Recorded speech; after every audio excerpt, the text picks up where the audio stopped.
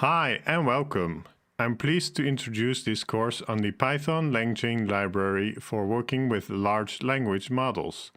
We'll be using Langchain to greatly increase our ChatGPT superpowers and look at cool but also real-world practical applications. Even though we'll be using ChatGPT in this series, you will also be able to apply everything to other LLMs as well. This is the power of Langchain. So for a quick overview of what we'll cover in this series. In the first part, we'll focus on the basics of Langchain and we will use Langchain to summarize a large text which is way too long to send in the context limit of a normal ChatGPT call. Then we'll be looking at making a book chat that can answer any questions we ask it using the contents of the entire book as its knowledge base. We'll be able to ask natural language questions to our book, and our book will give us natural language answers. In the third part, we'll be looking at Langchain's built-in tools and agents, giving our LLMs the ability to use tools like functions and the ability to make decisions on what to do next using an agent. After that, we'll focus on building our own tools from scratch so that we can potentially add any functionality to our AI agents and LLMs that we want them to have. In part 5, we'll dig in and build our own agent step by step. In this part, you will gain a deeper understanding of how we go from an LLM that can only generate text to a powerful agent that can make decisions and use tools. In the final part, we'll look at the new Langchain LCEL syntax and how we can use it to keep our code readable and easy to understand by building an RCI chain that finds and fixes its own mistakes. So I hope you're excited, and when you're ready to get going, let's jump right in. I'll see you in part 1. Hi, and welcome to this tutorial series on Langchain. My name is Dirk van Meerveld, and it is my pleasure to be your host and guide for this tutorial series. We're going to be using Langchain to further improve our ChatGPT superpowers and explore more ways in which we can put these powerful technologies to practical use. This tutorial series assumes a basic knowledge of ChatGPT and how to use it. It will also help if you understand ChatGPT function calls and embeddings, as it will help you really understand what is going on below the hood.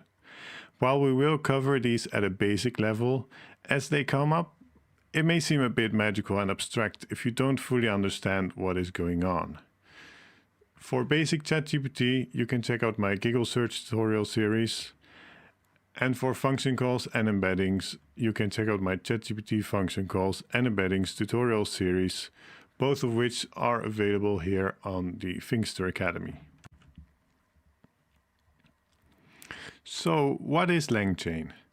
Langchain is a library that makes it easier to work with large language models, or LLMs.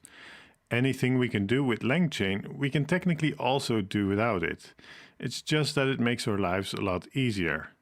Langchain helps us set up our prompts, conversation history, reusable chains of LLM calls, and even agents that use the LLM to reason and make decisions. One of the other advantages is that our code will not be dependent on a specific LLM. So in most cases, we can actually use exactly the same code with a different LLM without changing much about the code. Langchain also provides a large amount of tools for us to load data, such as document loaders, transform data, such as text splitters, and store data, for example, in a vector database. It also contains loads of tools that we can give to our LLM agent for the LLM to use, kind of like function calls. An example would be to give our LLM a Wikipedia tool, and then our agent will be able to search Wikipedia for more information on any subject if it needs such information to adequately answer our questions. We can talk a lot about what Langchain is in theory, but it's much better to get a feel for it by actually using it. So let's get into the practical examples, and as you go through each tutorial section, you will get a better feel for what Langchain is and how to use it. Before we get into the challenging examples, let's do a very basic Langchain LLM call just to get our feet wet and get familiar with Langchain. Create a new project folder and open it in your favorite code editor. I named my project folder Finks_Langchain, and as you can see, I'll be using VS Code for this tutorial series. Then create the folder for part 1 inside. I'm going to name it 1 summarizing long texts, as we're going to be focusing on summarizing in a little bit. Inside this folder, create a new Python file named 1basiccall.py. Your folder structure will look as follows. And as we'll be covering different subjects, I will not combine our modules as a single project, but keep them in separate folders, so you can easily refer back to any parts later if you need. Naturally, this is not a good practice for general software development, so keep that in mind. Now first, open a new terminal window and run the following command to install the needed libraries/dependencies. pip install OpenAI TikToken Langchain Python decouple. You'll probably have OpenAI already installed for working with the OpenAI APIs. TikToken will help us calculate the amount of tokens later on, and the Langchain library is of course the focus for this whole tutorial series. Python decouple will allow us to load our API keys from a .env file, as we'll look at in a moment. Now open your 1basiccall.py file and let's get started by adding the following 2 imports up top. First, we import the chat prompt template class from the Langchain library, which will allow us to create the prompt we want to feed to ChatGPT or another LLM. And secondly, we import chat OpenAI from the Langchain library, as we will be using ChatGPT for our calls in this course. To use this class, we need to have the OpenAI library installed, but it was in the install command earlier in case you don't have it. Now we'll continue in as follows. First, we define the prompt we will give to Langchain. For this, we will use the chat prompt template .from template method and feed it a simple string for now. Notice the place in between these curly braces. We'll be able to insert variable input in here to dynamically change our prompt on each call. We set the model as chat OpenAI, calling a new instance of this class using the braces. And since Langchain can work with other LLMs, we need to specify which model to use. Then we create our first simple chain by using the pipe operator here in the middle to connect our prompt to our model. Think of it as piping the output of the first variable as input into the second, like bash scripting, connecting them together in a chain. These chains are a major concept in Langchain and will keep coming up in the future. Now, before we start running any code, we must provide our OpenAI API key. As Langchain will call the OpenAI library under the hood, which will of course need our API key to make requests to ChatGPT on our behalf. Feel free to use an environment variable named OpenAI API key if you're familiar with this, and the OpenAI library will pick up on it automatically in the background. As environment variables can be a bit tricky with differences in setup for different systems and OS combinations, and I don't want anybody to get stuck in endless system-specific debugging, which I won't be able to help with. I'll take a simple approach using the Python decouple package that will work universally and still keep our API key out of our source code. We already installed it in the install command earlier. Now create a .env file, which is simply a file by the name of .env with no name but only the extension. Make sure you create it in the base directory, so not inside this folder. And inside this file, add the following line open API key, spelled exactly like this, and then have your API key from the OpenAI website here. Of course, I'll replace this with my real key later.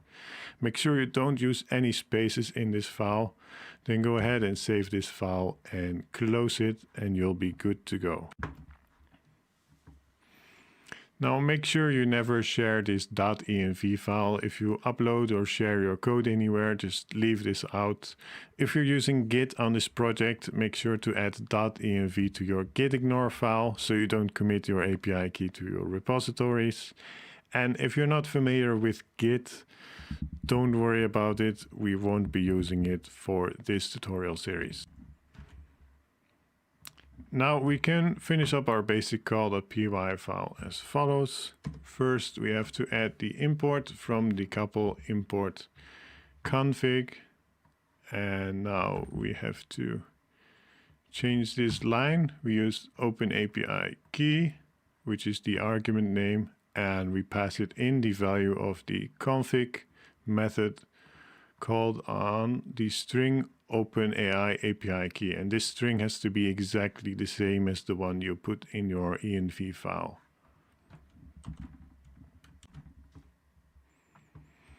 Our chain variable is now a runnable, where did it go? A runnable sequence object returned to us by Langchain. We can run this sequence by calling its .invoke method. So chain.invoke. And notice that we pass in a dictionary that has the keys that correspond to the placeholders in our template prompt. Now, if you go ahead and run this file and then print the result.content, you'll get something like this. France is famous for blah blah blah, croissant, baguettes, escargot de Bourgogne, or snails. Snails are not for me. Anyway, that's besides the point. You'll get a regular GTP call output. So now that we made a simple call, let's look at a real use case for Langchain. We're going to be using ChatGPT for summarizing a large piece of text. So the problem with ChatGPT here is that it has a context limit.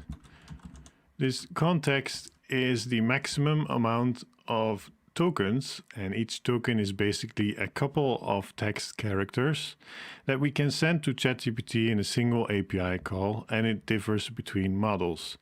This limits us in the amount of data we can send to ChatGPT in a single request. We can't just send the whole book and request a summary, for instance, because it's way too many tokens and it will go over the context limit. For normal ChatGPT, this limit is at 4,096 tokens, but there are special ChatGPT 4, 8K and even 32K context versions out there. And there's also a 3.5 turbo 16K model. The problem is still the same though. If we need to summarize a very large piece of text, we eventually will go over this context amount to send all these tokens. So for this tutorial series, we'll be using ChatGPT Turbo 3.5, so everyone will be able to follow along without needing access to ChatGPT.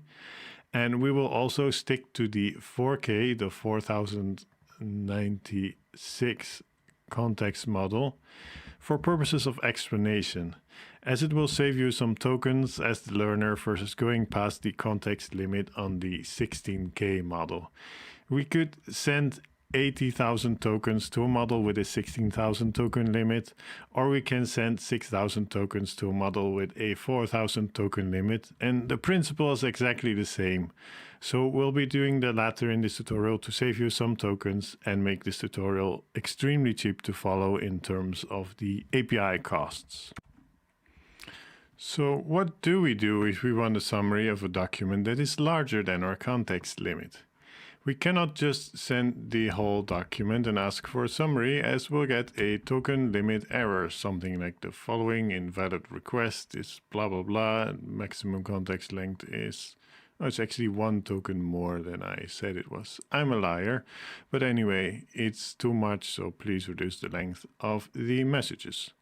So what we need to do is split up the document into smaller chunks. So we have a big document and then we have a bunch of chunks, and we send these chunks to ChatGPT one by one. So each chunk is one call, and then we can take all these summaries and we combine them into one big summary. So say you make 5 calls with 4,000 tokens each, splitting the text into 5 parts and asking for a summary each time.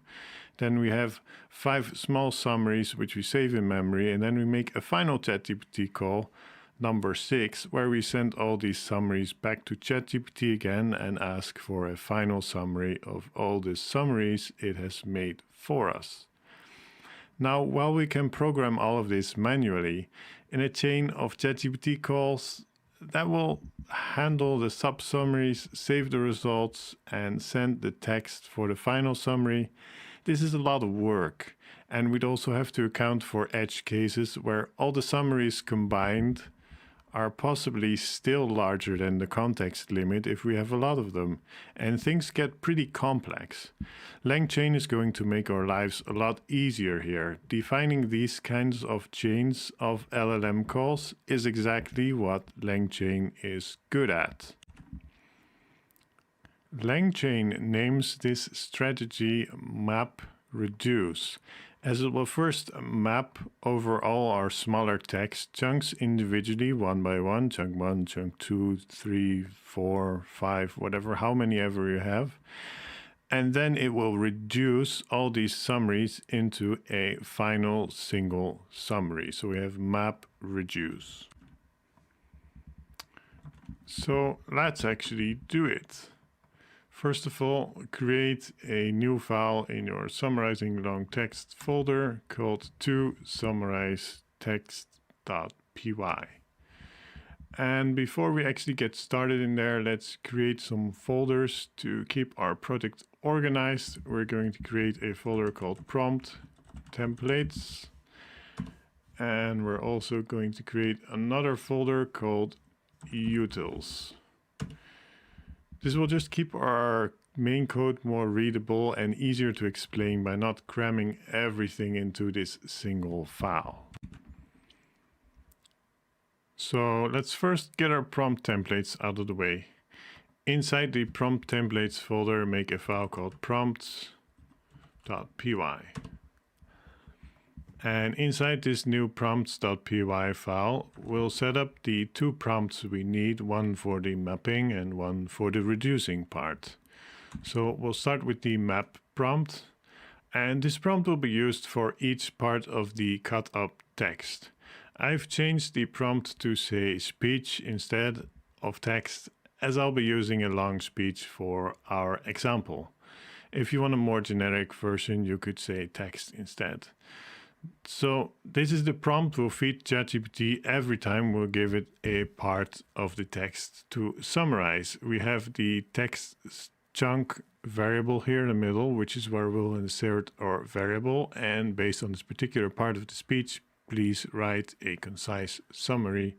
Helpful answer, so we're prompting it to give its answer here straight away without saying, hey, sure, I can do this for you. Just get straight into the answer. So the point is that we can call this map prompt over and over again, passing in a different chunk of text every single time. And now let's add the reduce template. And this is the prompt we'll be using for the final call to ChatGPT, where we'll feed it all the summaries it has made for us, and we ask it to combine them into a single summary. So this is where we insert our variable. We say the following is a set of summaries. Take these and combine them into a final consolidated summary of the full speech. And again, we prompt it helpful answer to give us the answer right straight away without any blah, blah, blah introduction. Sure, I can help you, and all this stuff that ChatGPT likes to do. Now go ahead and save this file, and then still inside the prompt templates folder, make a file called __init__.py. Just keep it as an empty file and save it for now. We'll get back to it in a moment, but this makes sure Python recognizes this folder, this prompt templates folder, as a package. So prompt templates folder has these two files inside. Now go to the utils folder and create a file called utils.py. This is where we'll put our utility functions that will help us with our summarization to keep the main code clean and uncluttered. So add the following import first. We import TickToken, and TickToken is an open source tokenizer developed by OpenAI that is used for tokenizing text in their LLMs. Without going into too much detail, it basically just creates small groups of characters for the model to understand. So now let's go ahead and write the following simple function. We'll take text as a string and we'll return an integer, which should be the number of tokens in this text. So this function uses the TickToken library to load the tokenizer for the GPT 3.5 Turbo model. The tokenizer can be different for each model, so we need to make sure we use the correct one. The TickToken.encoding for model method is called to retrieve the encoding for this specific model we pass in here. So we're sure we have the correct encoding. Then we call the encoding method on the encoding, passing in our text to get a list of the tokens. And you can see it's a list, and then we return the length of this list of tokens as the number of tokens inside our text. As you can see, we won't actually use this to tokenize our text, but only to return the number of tokens. OpenAI will actually take care of tokenizing for us when we make a request, so we don't have to do this at all.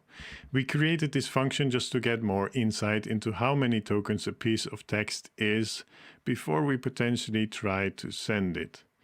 Go ahead and save this utils.py file and close it for now, and then again inside the utils folder make a file called __init__.py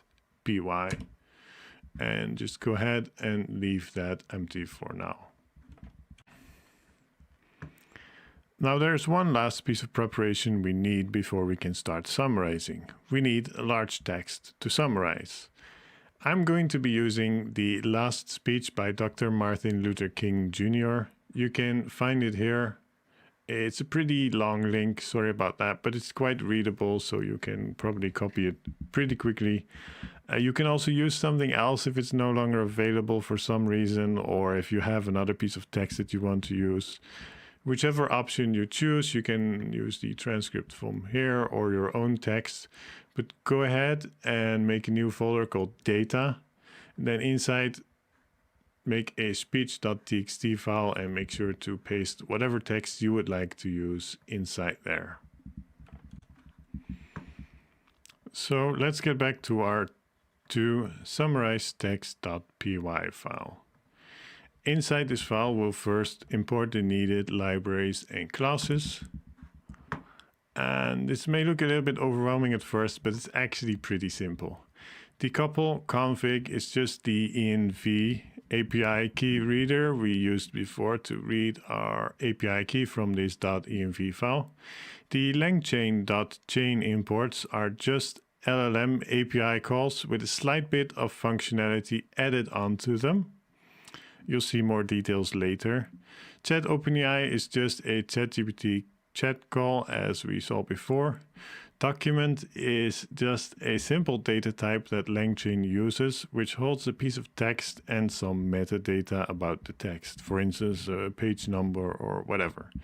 Text loader is a tool to load text from a file. Prompt template lets us load our templates we defined earlier in the prompts folder, and character text splitter is a tool to split our text into smaller chunks. Most of these tools do exactly as the name suggests. Now let's add the imports for our prompt templates and utils that we just wrote. Notice how the prompt templates.py prompts, and utils.utils reads very awkwardly. So let's fix that actually. Go to your prompt templates folder, and inside the init.py file, add the following line to it. So inside init.py, from .prompts, so from the prompts file in the same folder, we're importing the prompt files. Go ahead and save this and close it. And then open the init.py file in the utils folder. And we'll do the same again. So from .utils, we import the getTokens function inside this init.py file. Go ahead and save this and close that as well. And now go back to your summarize text.py. And now we can simplify these imports. We can get rid of this part and we can get rid of this part and they'll still work. This is much nicer to read.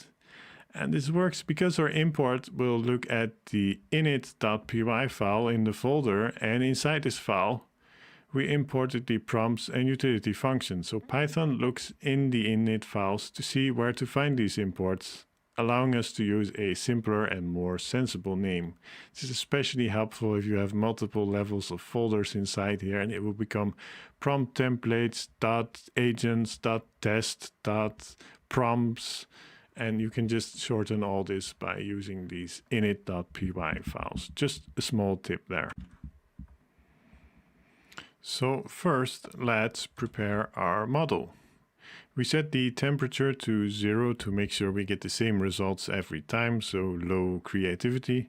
And we set the model to the Turbo 3.5 model we'll be using. We also set the OpenAI API key to our API key from the env file using the config module. Next, we'll create a quick function to load text in our summarize text.py file. We create a function called loadText that takes a path, a file path as a string, and returns a Python list containing document objects. And we'll look at what these document objects are in a second. We'll use our imported text loader, which we imported from Langchain, and we give it the path to load. We then call the load method on it. We then use an f string to print the number of tokens using our getTokens utility and passing in the text, the first entry, and then the page content. We'll look at how this document object works first, but we have a list of document objects. In this case, it will only contain one document object. We select index 0 of the list, therefore, because it's in a list. And then the page content entry has the actual text. So we pass this to our getTokens utility to give us the number of tokens so we can print this to the console. And then we simply return the text. Now, before we look at what these document objects are exactly, I want to give you one quick tip. If the file you chose is maybe different from mine and it's in a particular encoding, then you may need to add an encoding argument to the text loader call, like this. For example, encoding equals UTF-8 or whatever specific encoding is used for your text. Just a quick tip there. If you get any problems there later, just make sure to add that encoding. We won't need it, so I'll be taking it out for now. So what exactly do we get so far? Let's have a look at what this document object is. So we'll run the following code. We'll run our loadText function that we just defined, and we'll pass it the path to data speech.txt, which is our text file. We'll catch this in a variable called speech, which is going to be a list of documents because that's what this function says it returns. And then we print this speech variable so we can have a good look at it. So go ahead and save this file and run it. And you should get an error because it cannot find your data speech.txt file. So go ahead and cd into your one summarizing long texts folder. So now your terminal is in the correct location. And then if you try to run it again, this time it will actually work. Now, as you can see, we have a very long output because this is a very large text. We can say our loaded text contains 5,351 tokens, which is good because we're going to go over the 4,000 token limit. And then we can see a list. This is the opening bracket with a document object. And this document object is really nothing special. It just has a page content entry, which contains a string which has all the page content, and it is very, very, very, very long. And this string simply ends here. Then we have the second sort of key value pair to this document object, which is simply called metadata, and its value is a simple object containing a source key, and it's just set to data speech.txt. That's the metadata, and then the list closes. So that's a simple single document object, and it's inside the list because we could have multiple document objects. So this whole document thing is nothing but a simple object with both a page content and a metadata entry. And again, we could just switch to the 16K context model of ChatGPT Turbo 3.5, but then we have to use a much larger text. So let's just use this smaller 5,351 tokens text with the 4K context model to save you some tokens. So this string in our document object now is too long for ChatGPT to handle in one API call with the model we specified. So we need a way to split up our list with a single document object into a list with multiple document objects. So let's define a second function that takes our list with a document object as input and returns a split up list with multiple document objects as the output. So we define split text, which is a function that takes a list of documents as input and returns a list of documents as output.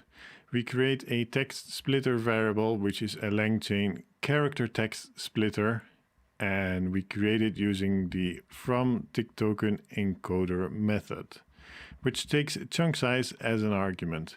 The chunk size is the size of each chunk of text we want to split our text into, which should of course be below the context limit of the model we're using. We're just going to use 3,000 for now. We then return the result of the text splitter.splitDocuments method, passing in our text variable from up here. And as a side note, I'm going to remove this print statement up here because we don't want to run it every time.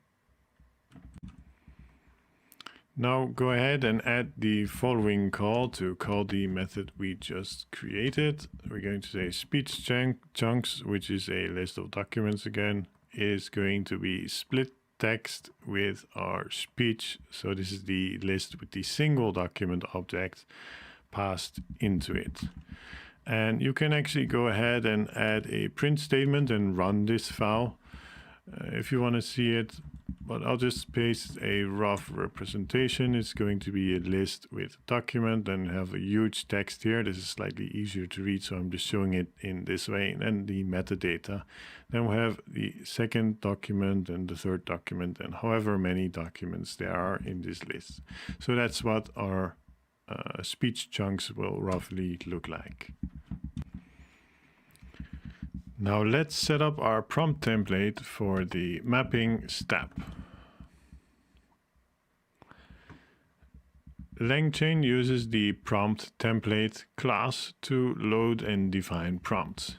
We simply feed it the map prompt that we defined earlier inside our prompt templates prompts file, which asks for a summary of a single text chunk.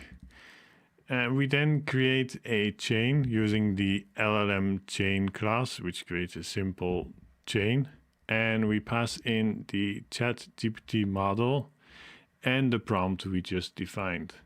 This single map call is now a Langchain chain that, when invoked, will take a single piece of text, feed it into the template, and then make a ChatGPT call to summarize it. That's our map step all set up, and now for the trickier part, the reduced chain, which has a couple of more layers to it. In the reduced chain, we'll have a whole bunch of summaries, each part of the text, and then we'll have to combine all these summaries, reducing them to a single summary. So we start out exactly the same, defining our prompt template and then creating a chain using the LLM chain class. When invoked, we'll do a single call using our prompt template, which asks for a single summary of the summaries provided. The problem is that we'll have a whole bunch of partial summary documents that we need to stuff into the prompt template at once. So it won't be a single variable that we have to pass into this prompt template, but a whole bunch of documents in this document list that have to go inside this prompt template all at once. And this is where the stuff documents chain comes in. The stuff documents chain is a chain that combines documents by stuffing into context. It will take smaller documents and combine them back into one bigger document. We sort of wrap our single reduce call inside of a stuff chain, which looks like this. So we use the stuff documents chain. The LLM chain that we want to stuff documents into is our single reduce call, and the document variable name is text summaries, because inside our prompts we here have these text summaries, which is the place it needs to stuff into. So again, this is the single reduce call. This just has ChatGPT and our prompt here, but in order to be able to stuff multiple entries into here, we wrap this into the stuff documents chain. So I've now called it single stuff and reduce call. So we now have a chain that will stuff our documents together and then make a call using the single reduced call to ask for a summary of all the summaries provided. But we're not quite done yet, and this is where it gets a little bit tricky. We need to account for a potential problem here. What if our text is so large that it can cut into a very large amount of chunks? All these chunks, all these summaries of all these chunks combined will add up, and the summaries together may still be too large to send to ChatGPT in a single call. So we run into the same problem again. What we need is a chain that will send the summaries in groups that do not exceed the token limit. If the summaries can be sent in a single group, then fine, just send them all at once. Will be done after a single call. But if there are too many summaries, they should be sent in groups, summarizing each group in turn, and then we'll get multiple final summaries, and then finally we'll call one last call, combining these summaries of summaries into a final summary. This sounds very complicated, but luckily Langchain can actually help us out here as well and make it quite easy for us. So in comes the reduced documents chain, which does pretty much exactly what we just discussed. We feed it our single stuff and reduce call that will stuff documents into the single reduce call, and we give it a token max of 3,500, which is safely below the context limit of our ChatGPT model of 4,000 tokens. If there are multiple groups of summaries, reduced documents chain will take care of recursively calling our provided chain until all the summaries and summaries of summaries are combined into a single summary. Note the variable name send groups to single stuff and reduce call is very long, ridiculously long, but it describes exactly what the chain does, so it's still better for understanding and readability than using some kind of generic name which does not really make much sense. So we now have a map chain, which will ask for a summary of a single chunk of the whole text, and a chain that will feed groups of summaries and reduce them until there is only a single summary left. All we need to do now is combine these two branches into a single powerful entity. You guessed it, Langchain to the rescue again. We can use the map reduce documents chain. We first pass our single map call as the LLM chain. And this is the map function it can call over and over on each chunk of text to get a summary. Second is the reduce documents chain that will be used once we have a whole list of summaries to reduce. The document variable here is the text chunk whole we left in our template in the mapping step. The following is part of speech, text chunk. Based on this part of speech, please write a concise summary. So this is where it has to input the single documents to get the initial summaries. And lastly, we're going to set return intermediate steps to true. This will give us a more verbose output where we can see exactly what it's doing each step of the way, which will help with our understanding. As the output will be pretty large, I'll be printing it not to the console, but to a file instead. So add the following code. This will create a file called testoutput.py in your data folder in write mode. So that's what the W is for. And we're going to give it the alias F. So we can refer to this file as F from now on. And then we'll simply call a print statement map reduce chain dot invoke. So we're going to invoke this chain and we're going to pass in our speech chunks, which of course we already prepared here, which is a list of documents, exactly what it needs as input. And then as the second argument to the print statement, we're going to give it our file. So it will print to the file instead of the console. Now go ahead and run this file, but it will take a moment based on the number of calls that need to be made and the length of your total text, and depending on how busy ChatGPT servers might be. So go ahead and run it, and I've actually already done this. Then go to your data, testoutput.py file, which you'll have, and I'll just make this slightly more readable. So I'll import document so it knows what document is. And then I'll just give this a variable name really quickly. I'm just going to call it output equals and just have this format itself so we can have a look. So we have the output, which has the input documents here. We get a lot more output than normal because we set verbose to true. So it has a document object which page input, then it has another document object as the input and another one. And we can see the intermediate steps, which has a summary, then it has another summary, and then it has another summary. And the output text has a summary for all of these summaries combined, which is very, very good. So of course, if you only want this output text, you simply do not print to this file, but you catch the return of this MapReduce chain call inside a variable. So result is this, and then you simply set the return intermediate steps to false, so you only get the end result. Now, as this whole thing might be a little bit confusing, and I always want to make sure and my tutorials are very well explained, I'll go over what we just did step by step one last time.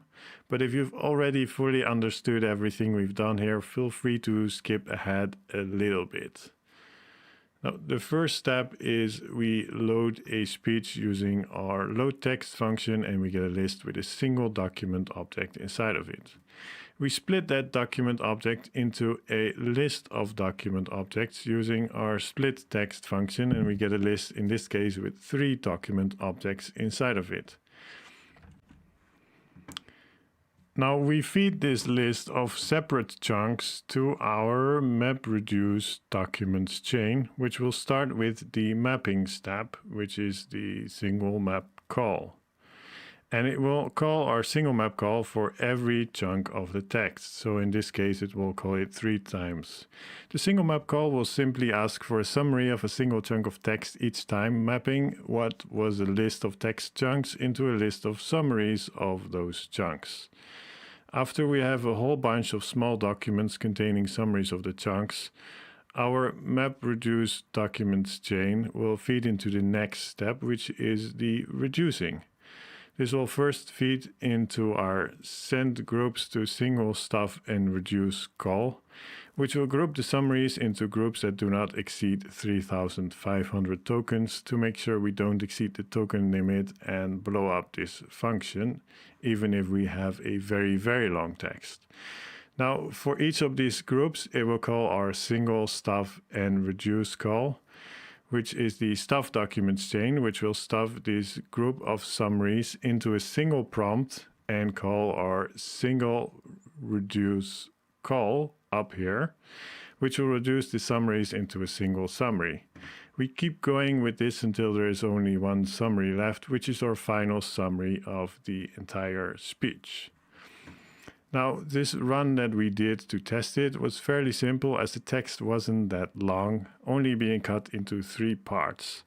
But I've actually tried this on a 150-page book, and while it took a while to run, it worked without a hitch and returned a fantastic summary. So I have actually tested that this whole grouping thing actually works. Note that the reason this is also useful in the first place is that we could not call ChatGPT with this huge text as a query at all. It would instantly crash. But using Langchain, we pre-process our huge text and feed it in bite-sized pieces. We keep track of the whole pie and then combine it all back together. So that's it for the first part. It was a bit of a tough one to get us warmed up, but we have loads of really cool stuff coming up in the next tutorial parts, so get excited. In the next part, we'll be looking at using ChatGPT and Langchain to chat with an entire book of our choice and ask it questions, which is mind-blowing. So I'll see you there soon. Welcome back to part 2, where we're going to chat with an entire book. We'll be able to ask a textual question and we'll receive a textual response based on the information inside the book. Besides being really cool, what are the practical real-world use cases for this? So imagine you're a writer and you're on book number 7 of a long series. You want to make sure you don't contradict yourself or create some kind of continuity problem with the contents of the last 6 books. So you just chat with your previous books to quickly find out exactly what you wrote about a certain topic. Just ask your books and get a natural language answer back. Or say you have a large amount of documentation on your product or software suite, explaining exactly how to do this and that. You can store the entire documentation, and instead of keyword searches, people will be able to semantically search for how to do something and find exactly whatever part of your documentation explains how to do that exact thing.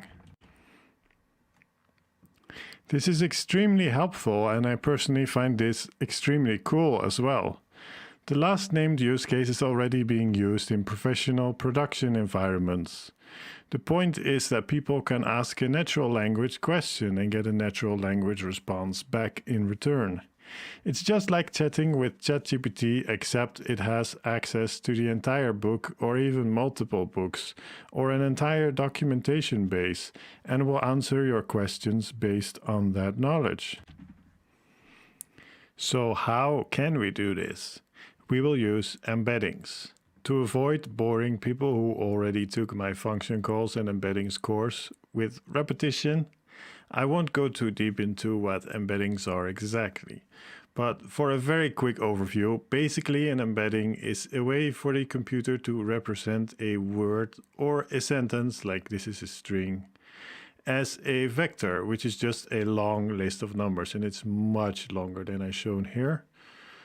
And these numbers represent the meaning of the text, but not the exact words used.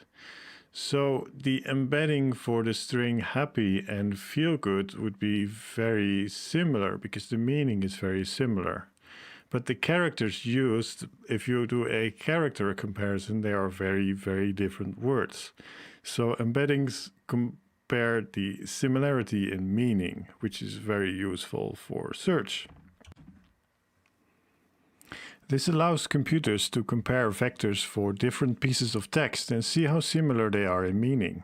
This is how we can compare a user's question to the contents of a book and find the most similar parts of the book to the user's question. We can then return the most similar parts of the book as the answer to the user's question. Again, if you want more information on embeddings and how they work, please refer back to my function calls and embeddings course, also available on the Vingster Academy.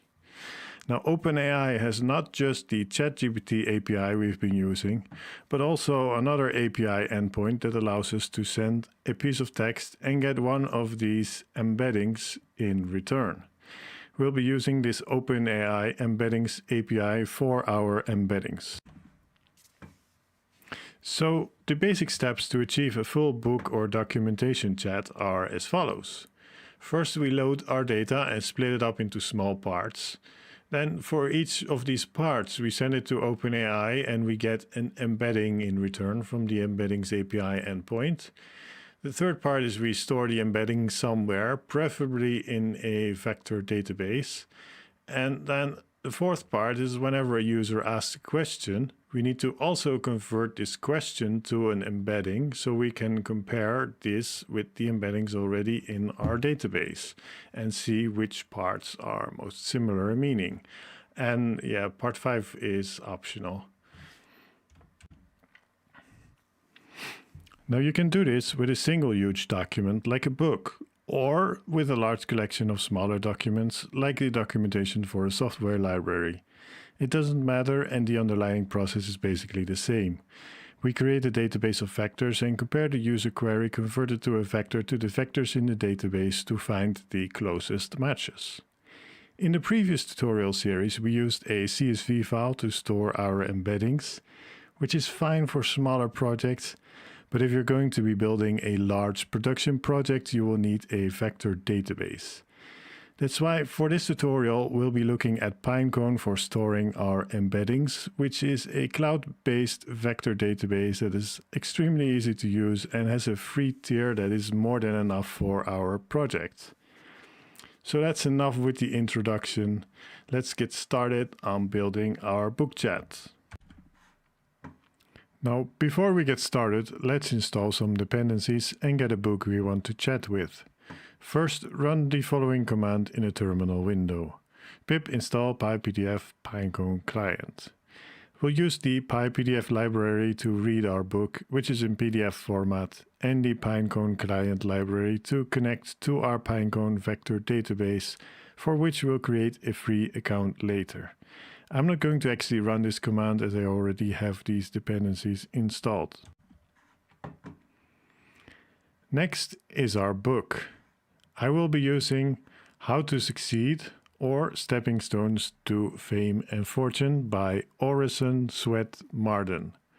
It's a book from 1896, so it's in the public domain, which means we don't have to worry about copyright for this tutorial, which is very nice for us. And it has a total of 210 pages. You can download it from this link, and I'm sorry about the somewhat long link again, it is what it is. You can find the clickable link in the text version of the tutorial, or you can just copy this and find it that way. When you download it, make sure you download the PDF version, and you may need to log in with a Google account or something, but it's free to just get this. So download the PDF version and go ahead and put it in your folder. So I've gone ahead and created a folder to chat with large documents, which has underscores in between it. And inside this folder is another folder called data, but this folder is empty, so it's showing them on one line. And inside I put my PDF, which I've named howtosucceed.pdf, which is our file we just discussed from the website. Now, the code for this tutorial will be relatively short, but it is important that we know and keep track of what is happening and what Langchain is abstracting away for us, so that this doesn't turn into some kind of magical code soup that we don't understand what's actually going on. The less code there is, the harder it can often be to understand what exactly is going on, so we'll take a look under the hood as we go. Now, inside the lesson 2 folder, go ahead and create a file book chat setup, and make sure this is in your main folder. So we have a data folder with the PDF, and then this is inside our main folder. And inside, let's get started with our imports. The read library is the built-in regular expression library. We'll use it to clean up our texts. Pinecone is the database we'll be using. The couple should be familiar by now for loading our API keys. PyPDF Loader allows us to load up PDFs in Langchain. And OpenAI Embeddings simply makes a call to the OpenAI Embeddings API, just like we used the chat OpenAI in the previous tutorial series. You're well familiar with the document data structure by now, and Pinecone from Langchain.VectorStores is another Langchain helper that will make it easier to interact with our Pinecone vector database in the cloud. Speaking of Pinecone, let's create a free account. So go to pinecone.io and press the sign up free blue button on the top right of the web page. You can just use your Google account or even GitHub to sign up for a free plan. Once you have an account, you'll need two things. First, you'll need your API key, which you can find by clicking on API keys. You can show it by clicking here or just copying the value. Also note the environment, we'll get back to this later.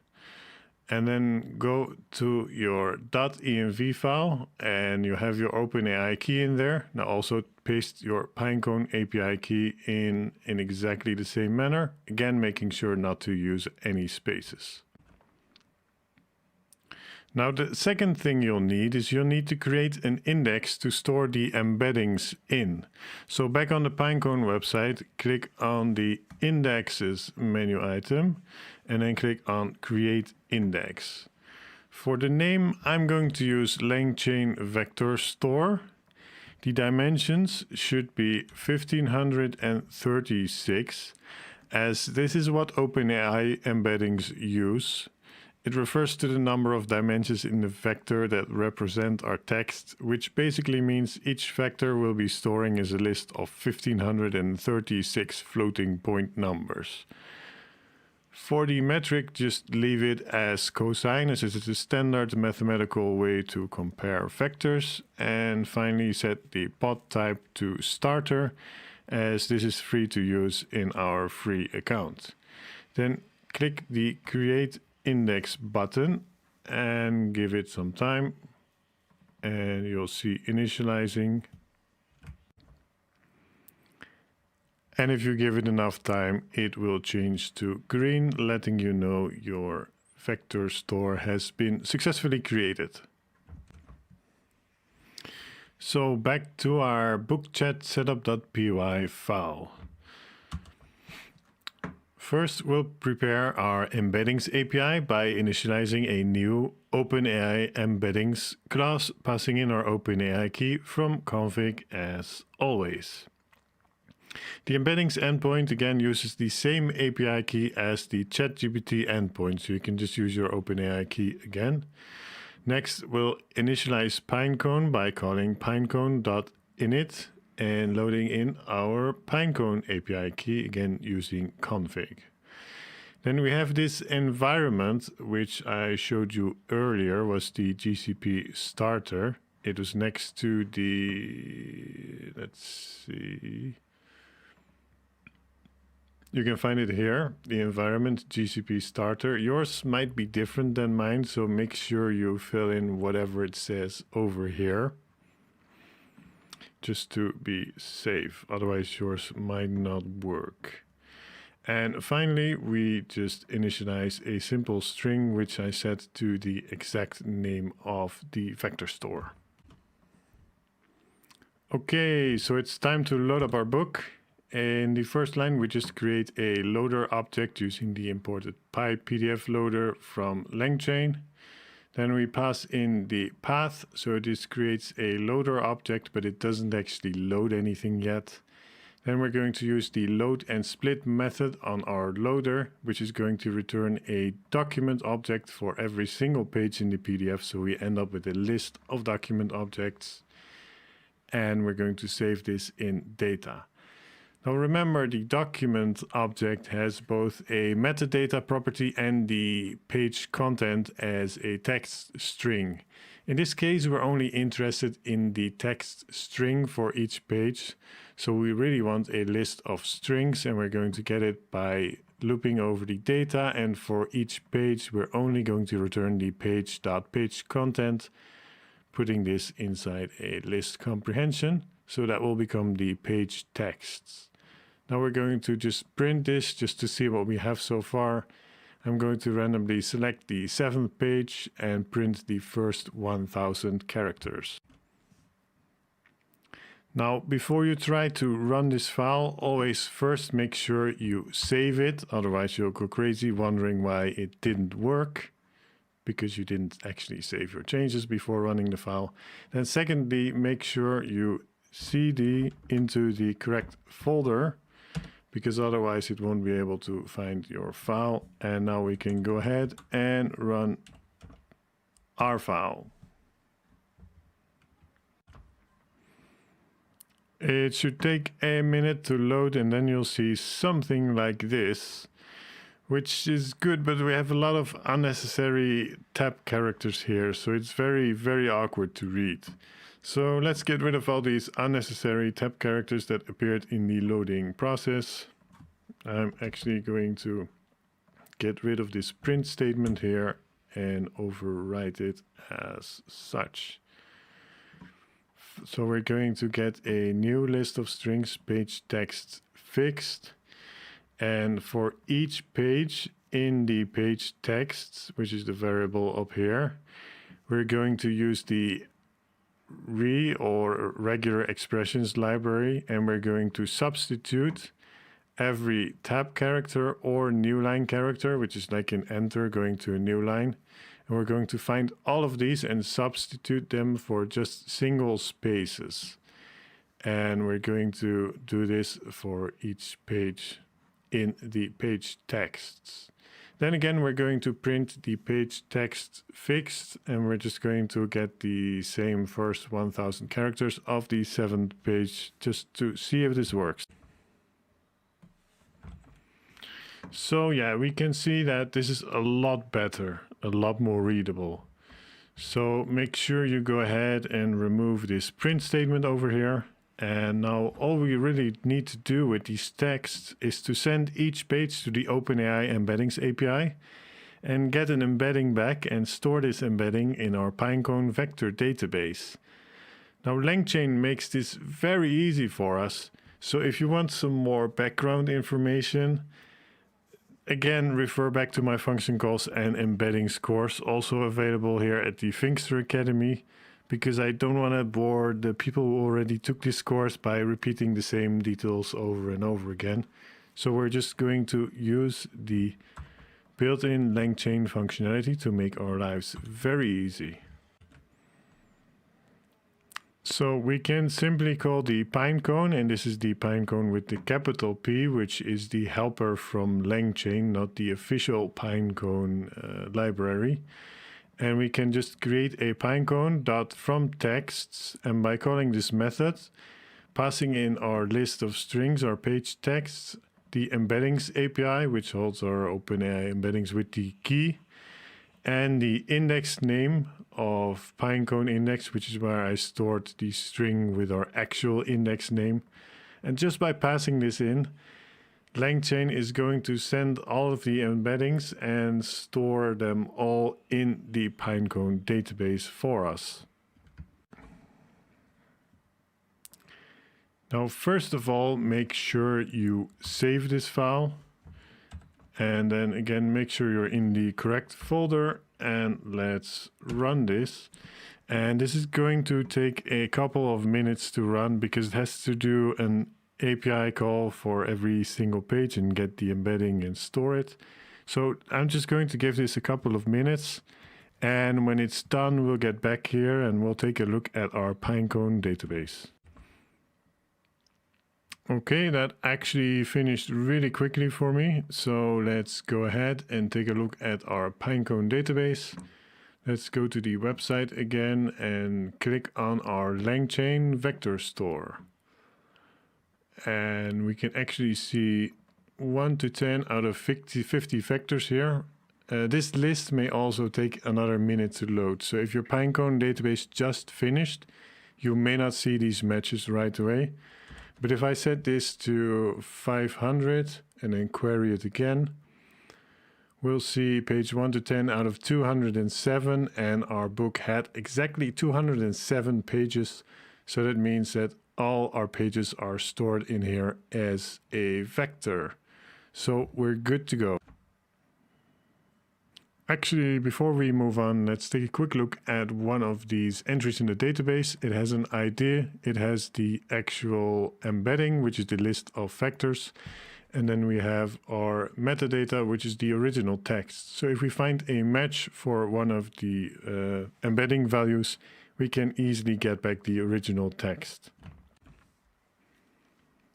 So let's make a very simple query to our database first to see how we can get the matching embeddings back from the database. And after that, we'll build it out further. So create a new file in your chat with large documents folder and call it book simple query. And I'm just going to prepend a 2 to get them to line up nicely. And inside this file, let's start with the basic imports. You've seen all of these before. We have decouple, we have the pinecone library, the OpenAI embeddings, and the pinecone helper from Langchain. Okay, so first we set up our OpenAI embeddings API in Langchain. As the question we ask the user, the question the user asks, must also be converted to an embedding before we can compare it to the embeddings already present in the pinecone database. And we'll ask it for similar results. We can't compare apples to oranges, we need apples and apples, so embeddings and embeddings. Now we connect to pinecone using the init method and passing our API key and environment again, just like we did in the last tutorial. And just to avoid any confusion, the lowercase pinecone is the official pinecone library and the uppercase pinecone refers to the Langchain helper class. Now we catch our pinecone index in a variable by calling pinecone.index, a method with uppercase, and we pass in the name of our index. Now we use Langchain's pinecone helper, passing in the pinecone index, embeddings API, and finally the string text to indicate that we will be comparing embeddings for texts. This will return an object that we can use to interact with our vector database, so we'll name it vector store. Now let's set a query and run a quick test. So I'm going to use the query, what is the fastest way to get rich? Then we're going to call the vector store.similarity search method. We're going to pass in this query and we're going to set k to 5, saying we want the most similar 5 results back. And we're going to just print this. Save this and let's run our file and see what we get. I'll make this a little bit bigger so we can properly read. And we get back 5 results, but as you can see, this is quite a lot of text to read. So while this is working very well, 5 pages is a lot to read through, as you can see, and I really would like a more concise and summarized natural language answer from ChatGPT for the end user, combining the essence of the material in these 5 pages to precisely answer the user's question. So let's build a somewhat better version of this next. So the book Simple Query was mostly just to give you an idea of what's actually going on before we abstract too much away. But now it's time to make a better version of our book chat. So let's create this new file, 3bookchatfinal.py. So let's start with our imports, and all of these imports will actually be familiar with you except for load Q&A chain, which lets us load a question and answer chain, as you will see later. Also notice that we changed the chat OpenAI import to OpenAI for this one. This is because we'll be using the DaVinci model instead of the GPT 3.5 Turbo model for this one. So the DaVinci model is a language model from the completions endpoint that focuses purely on text completion, but not necessarily on being chatty, whereas the GPT 3.5 Turbo model is a chatbot model from the chat completions endpoint. We'll use the DaVinci model because it will be as concise as possible and only answer the question, whereas the chatty GPT 3.5 Turbo model will start with disclaimers like the text does not explicitly state the answer to your question because the wording is slightly different. We could also play around with the prompts to try and achieve this, but I would like you to be aware that there are more options than just ChatGPT. Now for our setup, we'll need both our language model API and the embeddings API. So we declare our OpenAI key in a separate variable as we'll need it twice. And first we instantiate our DaVinci API by calling Langchain's OpenAI helper, passing in the temperature, our AI key, and the name of the model we'll use, which is text DaVinci 003. Temperature is 0 here, as we just wanted to use the material provided to answer, and we don't want additional creative variety or anything. We then instantiate our embeddings API just like we did before. Now we're going to set up Pinecone and connect to our vector database in exactly the same way as we did in the number2 file. So I'm not going to go over these again as we already covered these. And then we'll use our load QA chain method to load a question and answer chain. We'll pass it our DaVinci API and the chain type of stuff.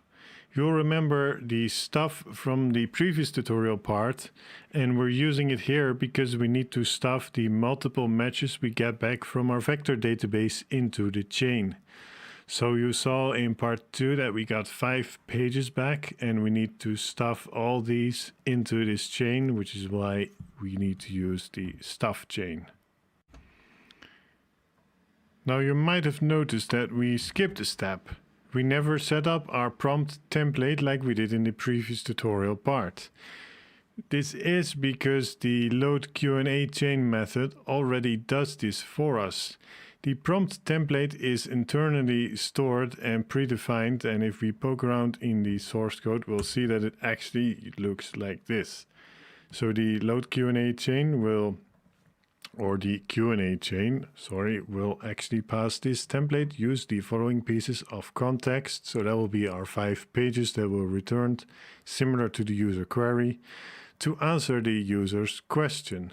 If you don't know the answer, just say that you don't know, but don't try to make up an answer, and then it will pass the pages in order to answer the user's question. So that's what the template looks like internally.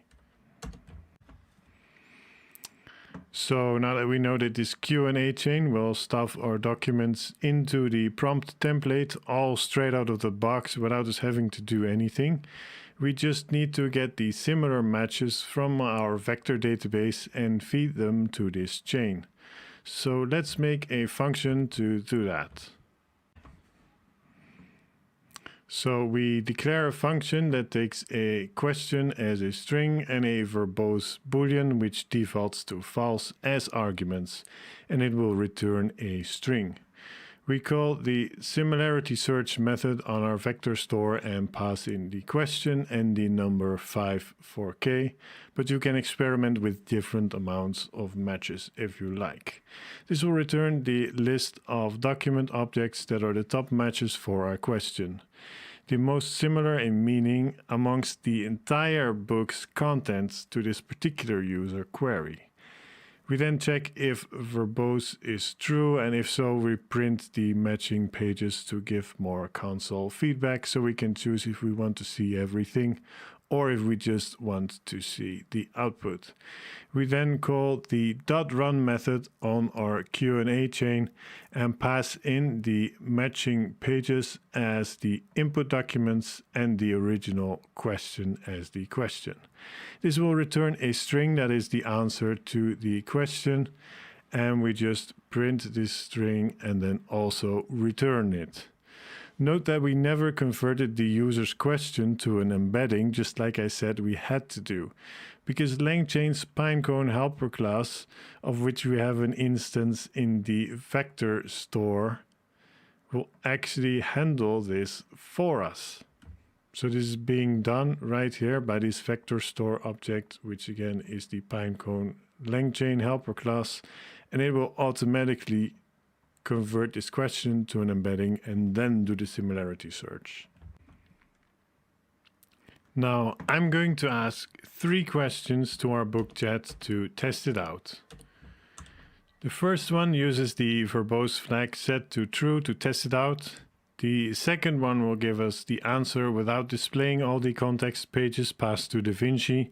And the third one is simply a test to make sure DaVinci will not make up an answer if the answer is not contained in the book. And I'm pretty sure there's no instructions on how to peel bananas in a book on how to be successful. Although there might be, in which case we're about to find out. So let's go ahead and run our book chat and see what we get. So for the first one, we set verbose to true, so we get all these documents, which is really a lot to read, but then we get our summary. The fastest way to get rich is to find the great want of humanity and improve any methods which men use to supply that want.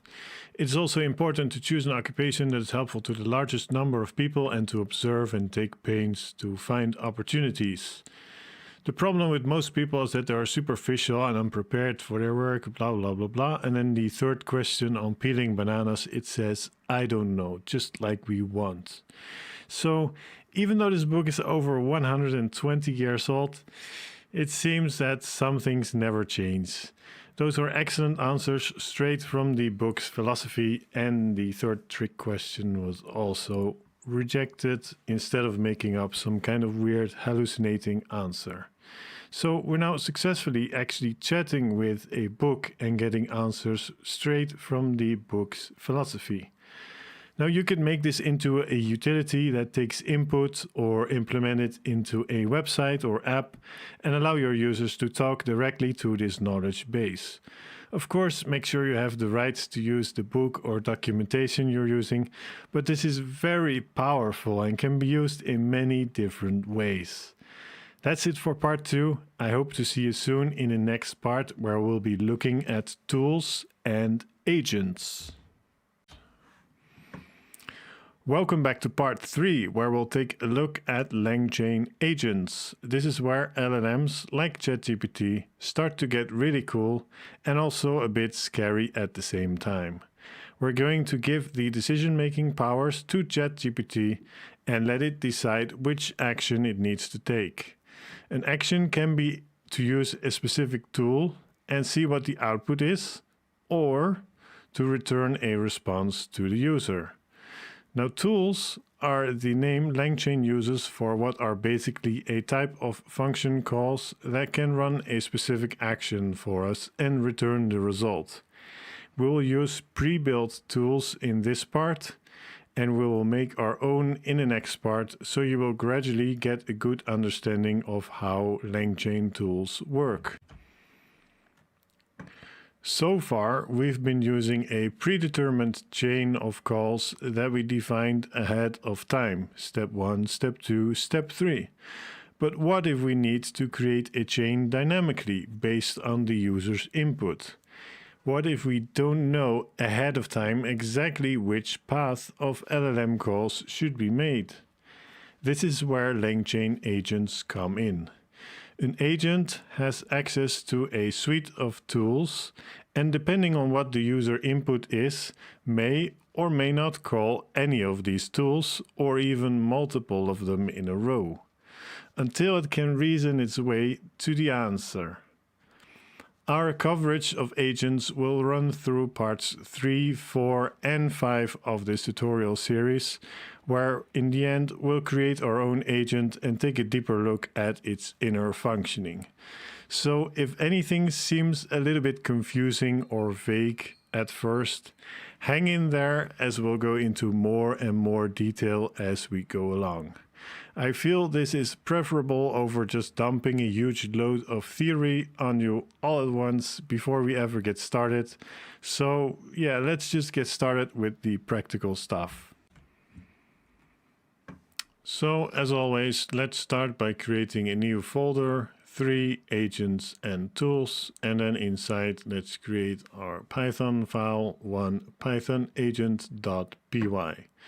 And we'll first take a look at creating a very simple Python agent using pre-built tools that Langchain gives us, so we can get a first look at what agents really are.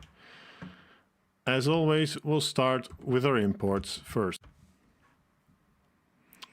We'll be using create Python agent to, well, you guessed it, create a Python agent. Agent type will let us choose an agent type from the list. Decouple config and chat OpenAI are more than familiar by now, and the Python REPL tool is one of these predefined tools that Langchain comes with. It's a tool that will run a Python REPL session, so basically a console Python process, and return the output. So this tool has the power, the capacity to run Python code and return the output to us. And we'll see how this works in a moment. Now we need to create an agent and give it our Python REPL tool so it can use this to execute code for us. At first, this may all seem a bit magical, but again, we'll go into more details about tools and agents step by step. So just enjoy the magic for now. Let's get started by setting up our ChatGPT API first. And we initialize the ChatGPT API exactly as before. The only thing we've done differently, though, is that we have specified a very specific version of ChatGPT, not just GPT 3.5 Turbo, but Turbo 0613. This is a version of ChatGPT that has been specifically trained to handle function calls. So again, if you want more details on basic function calls, refer back to my OpenAI function calls and embeddings tutorial series, also available here because I don't want to repeat myself. But because this model has been trained on function calls, it will also help to make our agent run a little bit more smoothly. Now, Langchain has several types of agents, which is why we have the agent type here. And one of them is actually the OpenAI functions agent. This one is specifically made for the OpenAI function call models, like the one we specified here, which is specifically trained to handle function calls. The advantage of this is that this agent uses the OpenAI function calls under the hood, which gives us a very strong and reliable system based on OpenAI's function calls in the implementation, but with the simplicity of Langchain on the surface for us to use. By using this agent combined with the specific function called trained-GPT model, we can take advantage of the model's specific training to reliably handle function calls, except that the OpenAI agent type will, of course, not work for different LLMs. Now let's set up our agent here.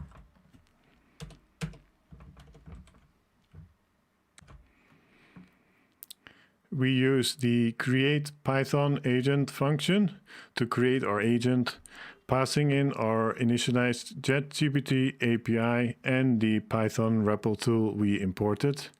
Notice that we pass a new instance of this Python REPL tool by calling it with the brackets. We set verbose to true, which will show us more output in the terminal containing the agent's reasoning process. For the agent type, as we discussed a moment ago, we choose the OpenAI functions. The last argument, agent executor quarks, allows us to pass options to the agent using a dictionary format. In this case, we set the handle parsing errors key to true. If a function call is requested by the model, but the function name or the arguments are not correct or not parsable, an error might occur. This option will pass a generic error back to ChatGPT along with the parsing error text and give the model a chance to recover should it error when trying to call a function.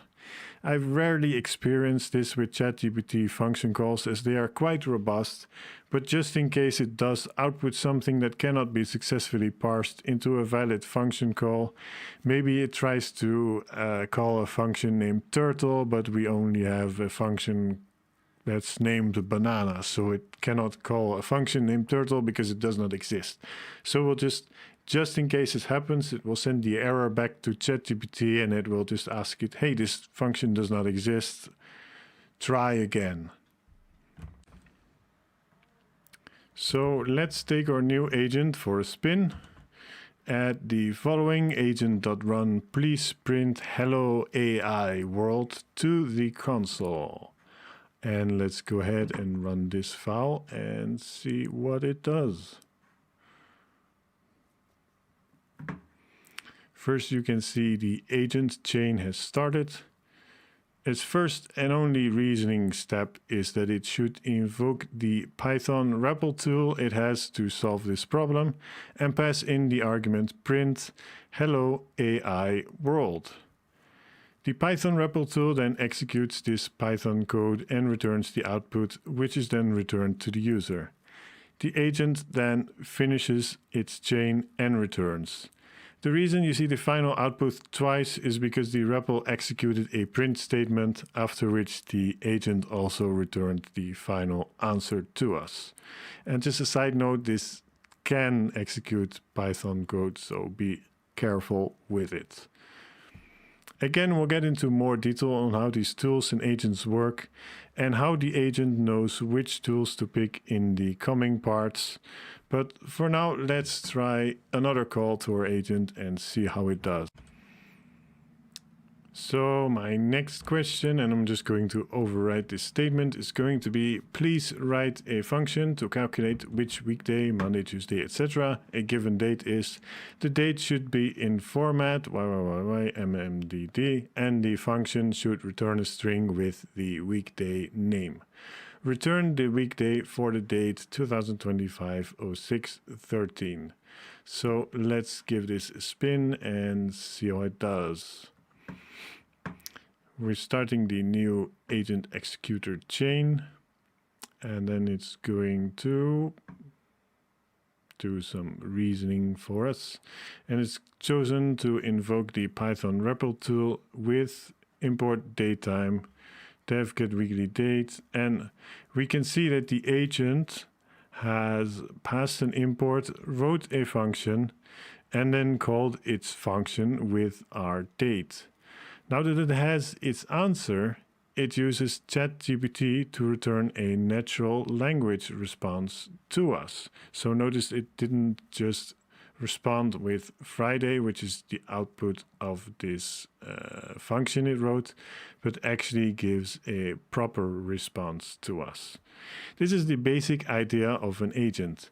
It can reason about what to do next.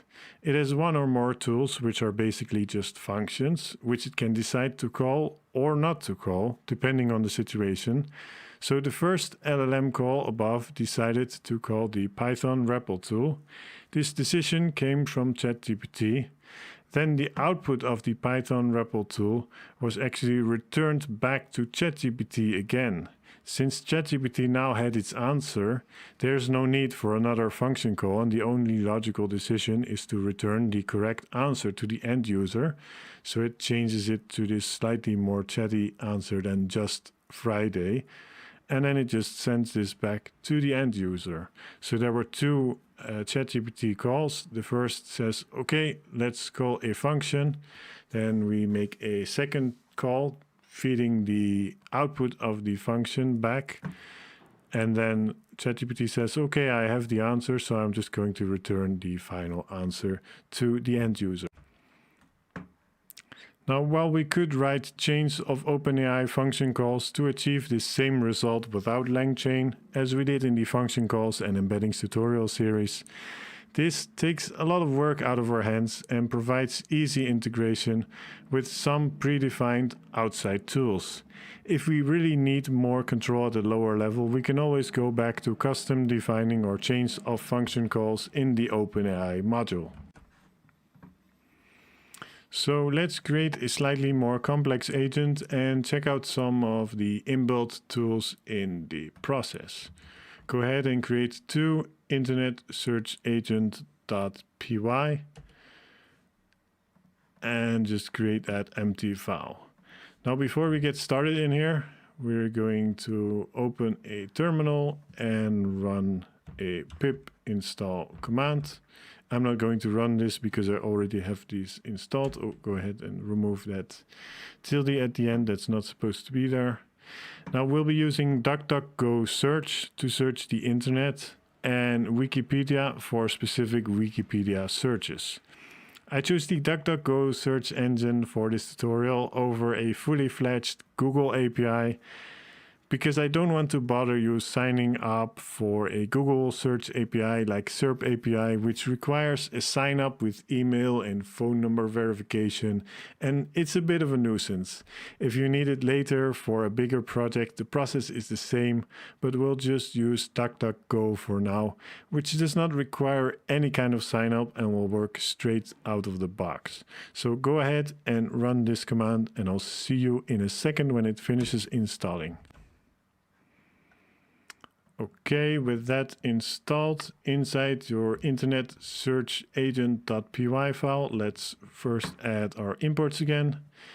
We import our familiar decouple config, agent type we also used in the last part, and chat OpenAI, which we've also used many times before. The tool class that we import will allow us to define a tool, and the initialize agent function will allow us to initialize an agent by passing the needed parameters. DuckDuckGo Search API Wrapper and Wikipedia API Wrapper are two classes that contain the functionality our tools will use to search the internet and Wikipedia. So let's do some basic setup. We load our OpenAI key into a variable and create instances of our imported Wikipedia and DuckDuckGo classes, passing in a locale. I'm going to use English US and a max number of results into the DuckDuckGo class. Both of these are already fully functional tools, so let's test them out. Add the following print statement to your file, and I'm just going to print wiki.run Donald Trump. And let's give this a spin. And if we give it a second, it should return yes. And here we have a more nice summary for the Donald Trump Wikipedia page. So let's also test out our DuckDuckGo search just to be sure it's working. Go ahead and save this and run it. And we should get a bunch of search results. And yes, there we go. And these are actually all different snippets, but it just outputted only the text without the metadata. So we just see a whole blob of text about the Eiffel Tower. But that's working just as intended. Now go ahead and comment out or remove these print statements so they don't run every time we use this file. But notice in both cases that they had a .run method. So has the .run method to use the tool. This is part of the Langchain tool base structure. So we now want to arm our LLM self-thinking agent with these two tools so it can use them to answer questions. Notice the similarity to OpenAI's function calls here. We have ChatGPT, we give it functions, we have an agent, we give it tools. It uses the tools or the functions to answer our question. So this time I'm really going to remove this print statement, and the first thing we need to do is make a list of our tools. So we created a list with 2 tool instances, and note how each of these tool instances takes 3 things: a name, a function to run, and a description. The name is just a name we give the tool. The function is the function we want to run when this tool is called. So it's the wiki.run and the duck.run as we discussed a moment ago. The description is a textual descriptor of what this tool does. This description is for the LLM to understand what it can achieve by using this tool or calling this function. So this is useful for when you need detailed information on a topic from Wikipedia. You can use wikipedia.run. The LLM will make decisions whether or not to call a certain function based on this description you provide. So if you have trouble with a function call not triggering or triggering when it shouldn't, then it may be a good idea to look at this description and see if you're really providing a good description for which circumstances this tool should be used. Now we need to initialize an agent and give it these tools. So add the following, and I just start with setting up ChatGPT, the API as before. We're not going to go over this because we did so many times. And then we're going to use our initialize agent in a similar manner as in the previous part. But we give it our ChatGPT API as LLM. We pass in the list of tools, which is simply this list with the tool instances we defined just above. We set verbose to true because we want to see all its reasoning steps. We set the max iterations to 10, which means it will try to solve the problem in 10 steps or less. And the agent type we choose is the zero-shot React description. This is a type of agent that can be used with any LLM as it's not tied to OpenAI's function calls. We're deliberately using a different agent here to explore the available options. The zero-shot part means that this agent does not have a conversational memory. We'll make one with memory later, so we'll look at it later on.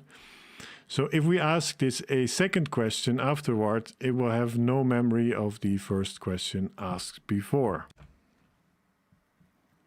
Now the React part here does not refer to the popular front-end JavaScript library React here.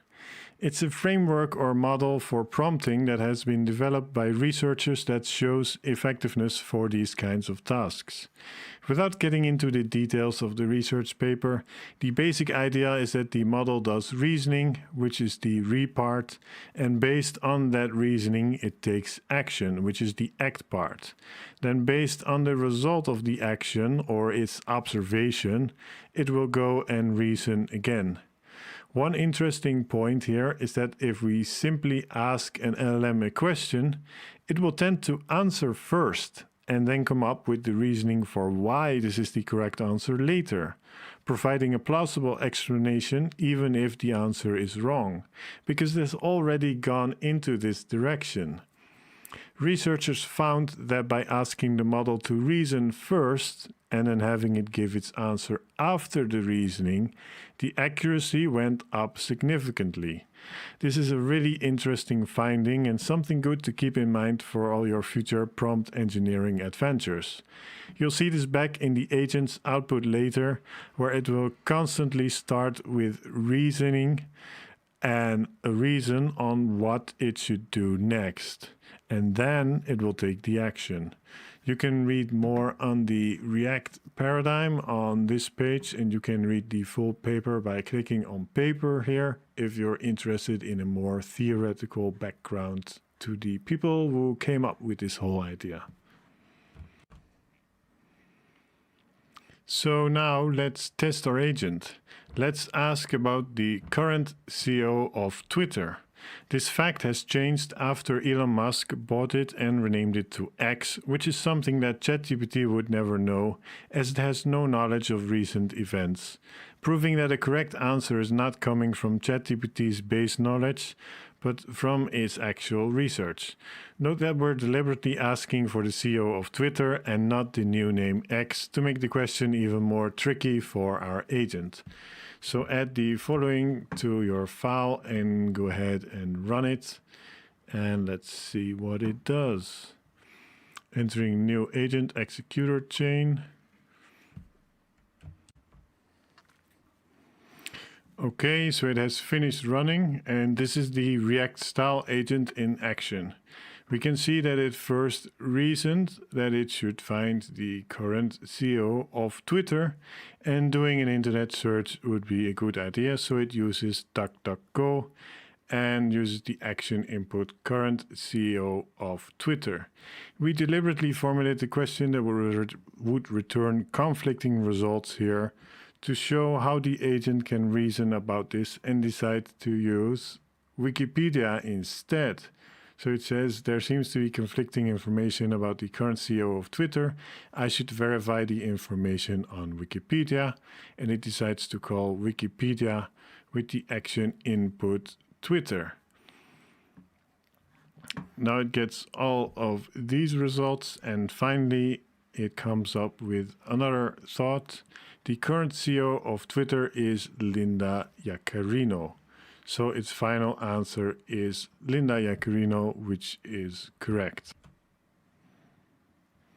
So the point of this whole React style reasoning is that it always first gives its reason, and now it's just realized it knows the answer, and then it takes the action. So first it's thinking, and then it says, okay, this is my final answer. First it's thinking, so we get the reasoning first, and then we get the action. We get the reasoning first, and then we get the action. That's the whole point. By the way, if you had any trouble, and maybe your version only called DuckDuckGo, and then it just gave the wrong answer, which is also possible, then you might need to play around again with these descriptions here to influence when it calls your functions. So you might, for instance, try changing this Wikipedia tool to useful for when you need detailed and reliable information on a topic from Wikipedia. So you should play around with it like that if your model is not behaving as you expect it to influence when it calls certain tools. Anyway, that's pretty cool so far. But if you're curious about the underlying prompts and stuff that make this whole React reasoning style work, where it reasons and then takes the action and then it does the observation, we'll take a look at the basics of this in a later part, so just hang in there for a more detailed explanation. For now, let's first try one more question, and this time we'll ask a double deep question which requires multiple steps of research. So make sure you comment out or remove this question. I'm just going to replace it with the next one. And we're going to ask, who was the singer of the song Hotel California and when was he born? And I'm going to save this and run it. And let's see what we get this time. So here's what I got this time. I need to find out the name of the singer of the song Hotel California and their birth date. DuckDuckGo, singer of Hotel California. Then the next thought is I still need to find out the birth date of the singer. Then it calls DuckDuckGo with birth date of singer of Hotel California. And then it says, I now know the final answer, and it just says the singer of the song Hotel California was Don Henley. So see how it forgot all about the birth date part of our question. What's going on here? It reasoned it still needed the birth date, but then just forgot all about it. Also, when running this agent multiple times, it will sometimes fail to call the functions correctly, saying it wants to call a nameless function. So why is all this happening? Well, I don't actually recommend you use the zero-shot React description agent that much, but the very verbose output, as we saw with the reasoning steps, is very good for understanding the React paradigm and how it works. But I actually recommend you use the OpenAI agents as much as possible, because they use the underlying function calls mechanism, which is a bit less verbose on the agent and its reasoning process, but more reliable, as OpenAI has probably spent a fortune fine-tuning it. So go up to where we initialized our agent in the code and find this block right here. And then we're going to replace only the agent type to the OpenAI multi-functions. Now go ahead and save your file and then run your agent again with the same Hotel California singer's date of birth question. And let's see how it does this time. So we're invoking Wikipedia. And then we get the Wikipedia page for Hotel California. Then we actually have Disneyland Hotel California, which is, and the album. Well, the Disneyland Hotel is not very helpful, but it just ignores that. Then it will invoke Wikipedia with tool Don Henley as the tool input. It gets this page. And then it has the answer and it returns the singer of the song Hotel California is Don Henley. He was born on July 22nd, 1947. So that's more like it, but notice how this agent doesn't output the reasoning process quite as verbosely, which is why I wanted to show you the zero-shot React description agent first, so you have a good feel for what's really going on. But as you can see, for this use case, the OpenAI functions agent is very reliable and effective, and it worked a lot better overall. Just be aware that there are different agents and that you can play around to see which works best for your use case. So now we have an agent with multiple tools in its belt, and it can call multiple tools in succession before answering, just like we did with the function calls in the function calls and embeddings tutorial series. Now let's make our agent even more powerful by giving it another tool to work with. So go back up to the top and also import from langchain.utilities.deli image generator import deli API wrapper. Then we're going to scroll back down to the bottom, and I'm going to also remove this run statement, and we're going to use deli. Deli is OpenAI's image generating AI, and it's an API endpoint, so we can just use our OpenAI API key. And refers to the number of images we want to output, and the size speaks for itself. Now let's actually test run this tool. Go ahead and run your Python file. Make sure to save it first. And you should get a link in your terminal. So here's what I got. I got this link, and if we control click it, we get this kind of creepy looking cartoony cat dancing in the desert. So there you go. So now let's define a new tool, and I'm going to get rid of this print statement first.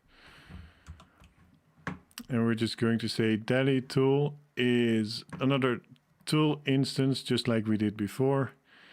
And we use the name Dali, useful for when you need to generate images of something, Dali.run, and we just call tools.append to append it to this already existing list of tools. So the Dali tool is now in there as well. As a quick side note, do be careful generating very large amounts of images, as the image model tends to be a little bit more expensive. It's like $1 or $2 per call you make to it. And if you need high quality AI images, frankly, there are better options than the Dali API out there right now. But let's initialize our agent version 2. So I'm just going to go down here, and there we go. So I'm going to try the React agent again for this one so we can see the reasoning process. We pass in our ChatGPT API and our new tools. After this one has been appended, we set the verbose to true and the max iterations to 10. So let's give our agent version 2 a run. I would like an image of a flying spaghetti monster, and let's see what it does. Okay, so here's what we got. I can use the Dali tool to generate an image of a flying spaghetti monster, and I haven't actually opened this yet. Let's see how... Oh, that's cute. It's kind of like a mustache. Anyway, that's how that one works. Of course, if we really want to use this, we would have to instruct the model to actually give us the link to the image, because right now the end user is not actually receiving it. But you get the idea. We can use multiple tools and combine them all to make a powerful AI agent. There are many tools like these available in the Langchain framework for building and working with all sorts of stuff, such as the computer's file system, searching specialized knowledge websites. You can even connect to Google Drive, etc., etc. There are really a lot of tools available. So that's it for part 3. Sometimes we will need more control than a predefined out-of-the-box tool like this though, which is made by someone else. So in the next tutorial part, we'll be upping our game and we'll be taking a look at building our very own tools from scratch. Welcome back to part 4. In this part, we'll look at giving our agent access to the entire internet, which is why we have this cute web surfing robot thing here. And not just Google or DuckDuckGo or Wikipedia, but the ability to open and read any web address we feed it. Having looked at tools in the previous part, in this part we'll be looking at making our own custom tools. Once again, this is fairly similar to function calls, which makes perfect sense, as the ability for an LLM to call some kind of function to obtain additional information is simply a very powerful prospect that will only increase in use in the future. Before we get our AI surfing the internet though, let's create a more basic tool to warm up a little bit. We'll create a simple tool that can get the price for a stock ticker symbol. For example, if we wanted to get the price for Apple, we would use the symbol AAPL. We'll use the Yahoo Finance API to get the price for a given symbol. So before we get started, go ahead and run pip install Y Finance and go ahead and run this. Now start a new folder named for custom tools, and inside we place a new file, one stock price tool.py, just like this. And then let's get started with our imports. We import Y Finance to get the stock prices. We import it as YF just to make it a bit shorter. Of course, config for our API key. initialize agent. You're familiar with this agent type, and chat OpenAI. And from Langchain.tools, we're going to import the base tool class. This base tool class is the base for all Langchain tools to inherit from, including the tools we used in the previous part. So this time we'll build our own tools based on this base tool class. Now, if we look in the source code for the base tool class, this is from the actual library, we'll see that there is let's give me a second to find it. There's an abstract method _run.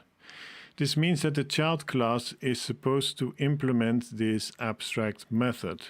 So if we create a tool that we call hammer, then we need to create a method called hammer._run, which will run the functionality for our tool. So why do we have to give our tools a run method with an underscore in front of it when we always just called .run without an underscore on our functions? Well, the _run method is the implementation detail that we provide. But this base tool class in the source code also has a run function, which is the function that will be called from the outside, which will actually do some checks, and then in the end it will just call self._run, which is whatever functionality we provide. So that's just a brief background on why we're going to write an _run function, but we're going to call run when we actually run our function. If that seems a bit confusing, don't worry about it. Just know that we implement _run and we call run without the underscore to actually execute our function. So let's first set up our API, which is the same as always. We call the config OpenAI, and we're going to use the function calls specific 0613 version with a temperature of 0. So now let's get started on our actual tool. So we create a new class and have it inherit from the base tool class. We then set the name and description on the class level. And they're simple strings. The name is a string, Yahoo Finance, the description is a string, useful when you need to answer questions about the current stock price of a stock ticker. So whoever uses this tool, and we're only going to be the only ones using it, but if someone else would be to use this tool, they can just use these defaults if they want.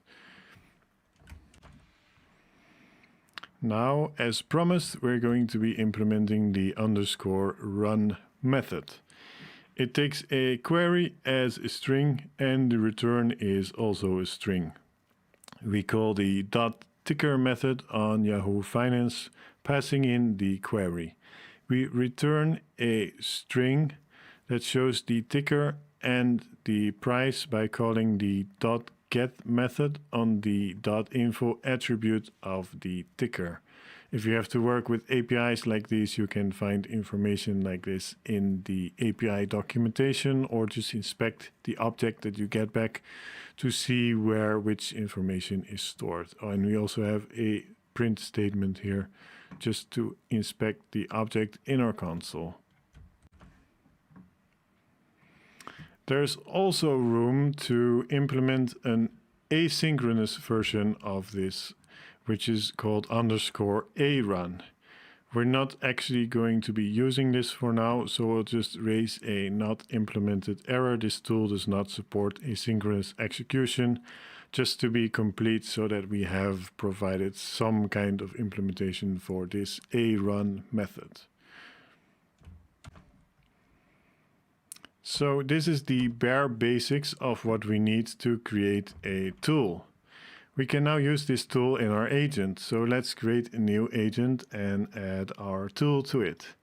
So we initialize our agent with the chat OpenAI endpoint, the agent type OpenAI functions, and we pass in a new instance of our stock price tool, but tools always has to be a list of tools. So we place it in brackets and this is a new instance because we call it.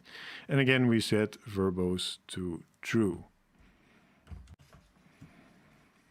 So let's test our first very basic tool and see if it actually works. Go ahead and save this. When you added a question, I'm going to ask for Apple because why not? And let's run it and see what we get. Okay, so we enter the new agent executor chain. Then we invoke Yahoo Finance, which is the exact name we gave our function right here, with the arguments AAPL, and then the answer it gets from this yfinance ticker object, which we're seeing because we called print on ticker, but it just shows a string representation of the internal data object.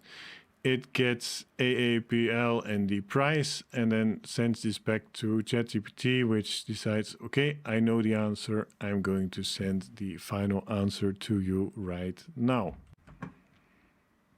So now let's just make sure we didn't break anything, and normal ChatGPT also still works. So I'm going to ask a normal question. Please tell me what a pineapple is. And now it should not need to call any functions or do anything weird. It should just give us an answer right away, just like normal ChatGPT would. So let's see what it does. Give it a second. Yep, a pineapple is a tropical fruit that is native to South America, blah, blah, blah, blah, blah, blah, blah. So if it doesn't need to do anything weird, it will just give you an answer. Okay, now that we have seen how creating and using a basic tool works, let's create something that's actually cool and useful. So it's time to give our agent the ability to browse any page on the internet. We can then ask questions about this information or use the information to answer other questions, get a summary, ask what the page is about, etc. So go ahead and save and close this file for now. And inside the custom tools folder, create another folder called tools. And inside this tools folder, create a file called internettool.py, just to keep our stuff organized. Otherwise, our main file is going to get very long. So inside our internettool.py, we'll write our tools, starting with our imports. And before we get started, actually open the terminal window and go ahead and pip install Beautiful Soup 4. So go ahead and run that. I've actually already installed it, so it's just going to tell me we already have it. We're going to use the Python built-in request library that will allow us to send HTTP requests over the internet to, for instance, just get a web page. Beautiful Soup is a Python library commonly used for web scraping purposes. It provides a convenient way to parse and navigate through HTML documents, making it easier to extract data from web pages. We'll use the Beautiful Soup library to parse the HTML we get back from the web page and extract the text from it. And again, we import the base tool class because this is our base class to build our tool from. So let's start building our tool class. And again, we create our internet tool class that inherits the functionality from base tool. Then we set the name and description, which are both just simple text strings. Okay, so let's define the first method of our class. And we define get text content, which takes self, which is the current instance of the class, and a URL as string, and it will also return a string. This is just a small doc string which defines what this function is supposed to do. Get the text content of a web page with HTML tags removed. So we just want to get the textual content so we can feed this back to ChatGPT so it can answer our question based on whatever text was on the website. Okay, then we're going to use the request library and call its get method, passing in the URL, which will return the HTML of the web page in our response variable. We then get the actual HTML content from this response object by using the response.text attribute. After this, we create a new beautiful soup object by calling beautiful soup and passing in the HTML content, specifying the HTML parser as the second argument because we want to parse HTML. The beautiful soup object stored in our soup variable is basically an object that represents the structure of our HTML page. More importantly, this is an object that we can interact with and easily change, filter, and manipulate. We then call a loop on a list containing HTML tag names. For each tag in the list, nav, footer, site, script, style, and image, this loop will run once. And within each of these loops, we basically open another loop. So we call beautiful soups.findAll method, passing in each tag, and then we get a list back here, and for every match in this list, we're going to call decompose. And as the name suggests, .decompose, and it's kind of a wordplay because the library is called beautiful soup, so we're going to decompose this tag, but it basically will just remove this tag from the document. So we loop over the whole list of tags, and for each tag we then loop over all the matches in the inner loop, and we remove all of those tags. We do this because we want to keep just the main text of the page and not have to send loads of header, footer, and HTML text to ChatGPT later on, because it will become way too many useless characters that we keep sending back. Now we call soup.getText, which is beautiful soup's method to just get the text from the page. But wait a minute, so if there's a method to just get the text, why didn't we call this earlier, and why did we bother with this whole loop thing? Because by looping over the tags, we removed not just the tags themselves from the page, but also all the text inside of them. So if we had just called the getText method right away and not done the whole loop thing, we'd still have all the header and nav and footer text in there polluting the output. And we then call the text content.split method. And we do this to get all the text in a string like this, with every single word being a separate entry. Why do we do this? Because it gets rid of all the extra tab and new line enter and multiple space characters present in the text all in one go. We just have a list with words. Then we immediately call .join on this text again, inserting only single spaces in between each word. So we've gotten rid of all the unnecessary new line characters, tabs, and all in one go, and we really have only the text in here. And then we simply return the text content. Okay, now let's add another method still inside of our internet tool class. This one is going to be very simple, but I'm just giving it its own method because in the future you might give this a very complex implementation, but for now it's extremely simple and sort of unnecessary. We just have a method called limit characters, which takes text a string, returns a string, and then it just returns the first 10,000 characters. Note that you're allowed to add underscores like this in Python, and it makes your numbers a lot easier to read, but it will not affect the code in any way. Python will just treat this as if the underscore is not there, so it will just treat this as 10,000.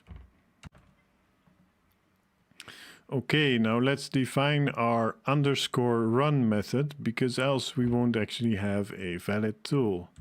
This one is going to be pretty easy. The run method takes a URL as string and it returns a string. I'll try to get the text content by running the self.textContent function we defined up there. and then we return self.limit characters of whatever the text content output was. But just in case there's some kind of HTTP server error or whatever, we're going to catch the exception, and for now we're just going to print it to the console. And just in case you're wondering, we're taking the URL as an input argument here in the underscore run function, but we're actually going to be calling the run function without the underscore. So how does this URL input parameter get here? Well, Langchain, of course, passes the arguments that come into the run function, and it just passes them along to the underscore function when it calls this. And just to be complete, we're going to add the async run not implemented error, just so every single thing in our tool is technically implemented, and that's it. Now, below our class and outside of it, we can add a little test to make sure our tool works as intended. This underscore underscore name underscore underscore argument will be set to main by Python if we run this file directly from here.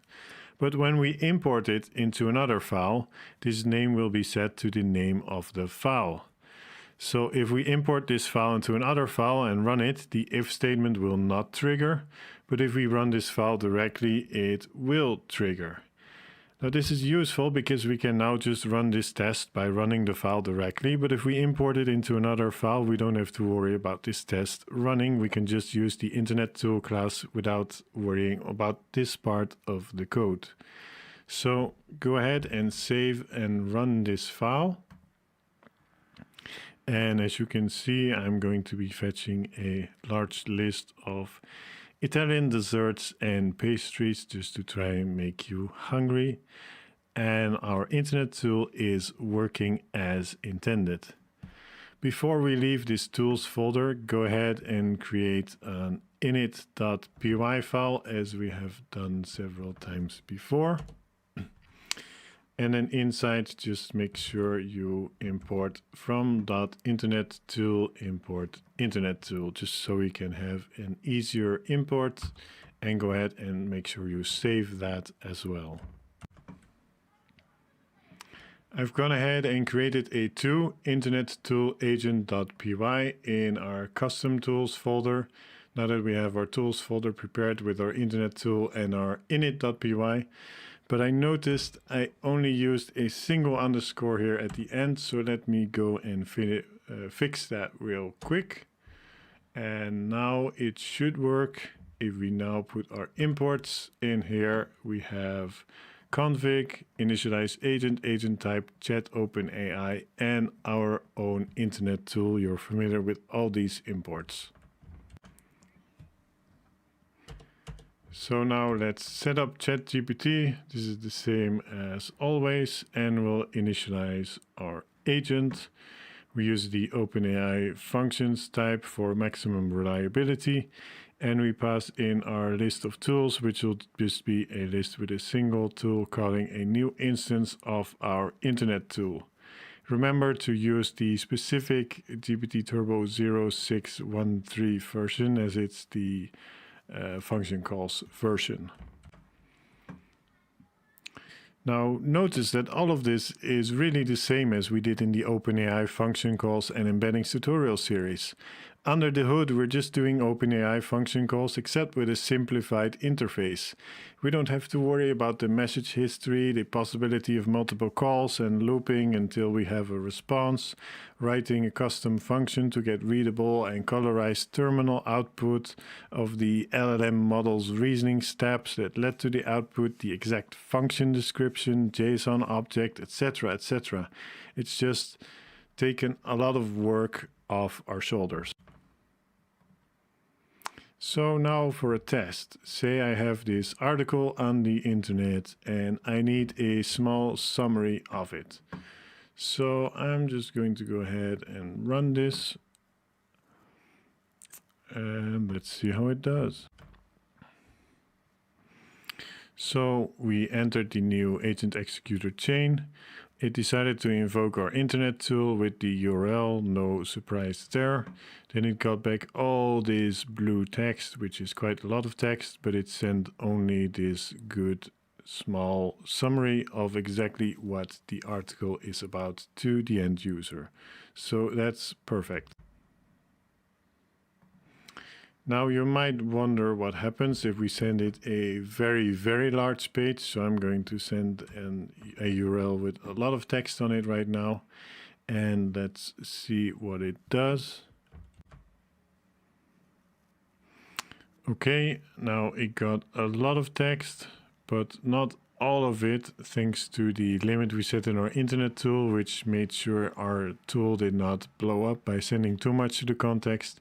We still got a pretty good summary, but it didn't fetch all of the text. So if you want to optimize this for the specific purpose of summarizing and possibly very large web pages, then you'd have to either use a higher context model or combine this with the summarization concepts that we learned in part 1 of this tutorial series. Now let's just make sure. I like to always test if our agent is also still able to answer normal, simple and stupid questions, because our agent should not be limited to running just our function. And yes, it says 16 pineapples minus 3 pineapples equals 13 pineapples. So now we have an internet tool that can reach any page on the internet, and we have learned how to build our own tools. But now let's take a deeper dive into the agents themselves and see what makes them tick and what makes this run. We'll also be using our internet tool again in the next part, so don't worry, you didn't build it for nothing. I'll see you there soon. Hi and welcome back. In this part, we're going to be building our own custom agent from scratch. So far, the whole agent may have seemed a bit magical, as it just runs off reasoning back and forth on its own. In this part, we're going to really understand how an agent works and how it's built by making our own. This part will be a bit longer than usual, so buckle up and get comfortable. In this part, we're going to be reinventing the wheel a little bit, but without going too deep down the rabbit hole, this will greatly increase your understanding of how an LLM tool that can basically only generate text can become a powerful AI agent that makes decisions and takes actions all on its own. So let's create a new folder, 5 understanding agents to begin with. And inside this folder, make another folder called tools. We're going to be using 2 different tools in this part, and one of them is going to be our internet tool from part 4. So copy the internet tool.py file. Just go ahead and copy that and take the part 5 tools folder and paste it in there. Make sure it's inside the tools folder and not the understanding agents folder. And obviously in a real coding project, never ever copy code like this. Like having code in multiple places is bad. But for the sake of this tutorial, we're going to keep everything segregated per folder so that you can easily reference anything you want to later on. So I'm just going to do it like this. Okay, so inside your Understanding Agents Tools folder, go ahead and create another file called mobyducksearch.py. Not Moby Dick from the novel about the whales, but Moby Duck. I'll explain the name in a second. Then go ahead and add our imports from the JSON built-in Python library. We're going to use the dump string method to convert dictionaries to string format, because ChatGPT and LLMs can only handle string input. Then we're going to use the base tool again to inherit to create a new tool. And we're going to import DuckDuckGo because we're going to be using the DuckDuckGo search engine, but we're going to search for articles, limiting the search to the Moby Games gaming website. That's why this name is called the Moby Duck Search. Now I chose this example website randomly, and you can also use a different website if that's what you like. But this one will be pretty simple, so let's start implementing our tool. So we start our class declaration by inheriting from the base tool as always, and we set a default value for the name and description. So the name is going to be Moby Duck Search, the description, a tool that uses DuckDuck Search to search the Moby Games website. Useful for when you need to answer questions about games. The input should be a search query. And then we take the DuckDuck Search API wrapper, we make a new instance of it, and we store it in a variable named API wrapper. So we have our API in here, and we can simply reuse this and call it later. But we'll just have to change the implementation slightly. So let's handle that. We implement the _run method that takes a query as a string and returns a string from the function. We first create a targeted query, which is just the query the user put in, but we pass in site:mobygames.com, which works just like the Google search engine. It will search for results only on this specific website.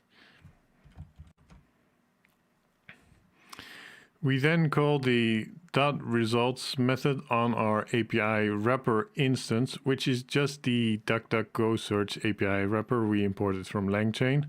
And this already has this .results method built in for us. We pass in the targeted query and the number of results that we want. Note that we save this in a variable of type list, which is named results with metadata, as the results will also include metadata which contains the link or URL to the search results page. It's always good to be explicit with variable naming instead of just saying results, so it's very clear and readable exactly what kind of data this variable holds. We then return the results with metadata variable, but we first convert it to a string using the json.dumps method. This method converts it to a stringified JSON object because LLMs again only work with strings, so we need a string return to our method, or else we won't be able to feed it back into ChatGPT or another LLM. Finally, we declare the unused _a run for the async version, but we're not going to be bothering with implementing this for now. Okay, now let's add a quick test below and outside our class to see if it works. And remember, this will only run if we run the file directly and not if it's imported inside another file. We just create a new instance of our Moby Duck tool and then run it with a query of Lego Star Wars. So let's save this first of all and then go ahead and run this file and see if it works. All right, so I got my results back. We have snippets here, and then we also have the links here. So this is the results and the metadata. And note that even though this looks like an object, the actual result is in string format. So go ahead and save this file, and now inside the tools folder, create an init.py file, and make sure I have a oh, this is completely misspelled. Init.py, like this. Yes. And now put our imports inside as we did many times before, and go ahead and save this. Okay, so we're done with our tools for now. Go ahead and close those files. And the first thing we're going to build for our agent is the prompt. Our instructions to the agent on exactly what we wanted to do and how we wanted to do it. To keep our file structure and our final agent code cleaner and readable, we're going to create one more folder. So I've already gone ahead and created this prompts folder. Go ahead and make one right now. Then inside the prompts folder, make an init.py file. It's just empty for now. We'll fill it in later. And then create a file named baseagenttemplate.py, which is also empty for now. And make sure you have your file structure exactly like this. Now go ahead and open up your base agent template.py file and declare the following variable containing a prompt inside. So this is just a prompt template as we've seen several of in the past, and notice the tools and the tool name variables will be replacing these with the actual tools we want to use and a list of their names. We also have an agent scratchpad variable which we'll use to store the agent's thoughts and actions as it goes through the process of answering the question. We'll see how this works in a bit. And note that most of this template is a standard structure that defines how we want the LLM to structure its thought process and answer our question. Now that we can see a basic template form for this React reasoning style agent that we discussed in the last episode, it makes a lot of sense and is actually quite simple. We're just asking it question, thought, action. Action input, observation, then think again, and then maybe make another action. So this can repeat a number of times, and we're just telling it to structure its answer in this form, merely asking it to output text because that's all it knows and that's all it can do in the end. We're just asking it for a specific format. So this should make it all look a bit less magical and a bit more understandable. Go ahead and save this file for now, and then open up the init.py file and again put in an import to our base agent template. Go ahead and save that as well, and then we can close these up for now. Okay, now let's get started. Inside your understanding agents folder, make this one building an agent.py file and make sure this one is directly inside the understanding agents folder.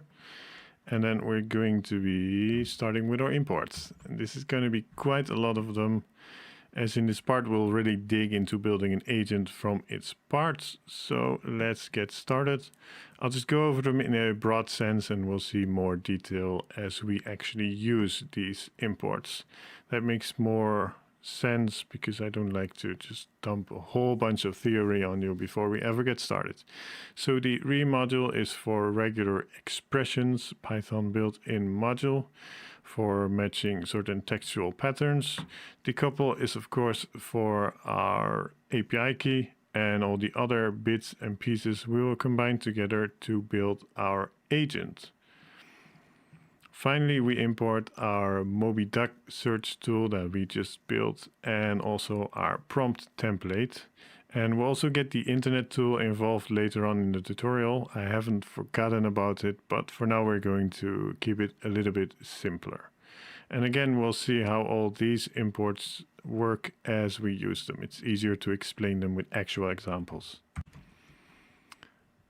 Okay, so let's set up our ChatGPT API and our tools.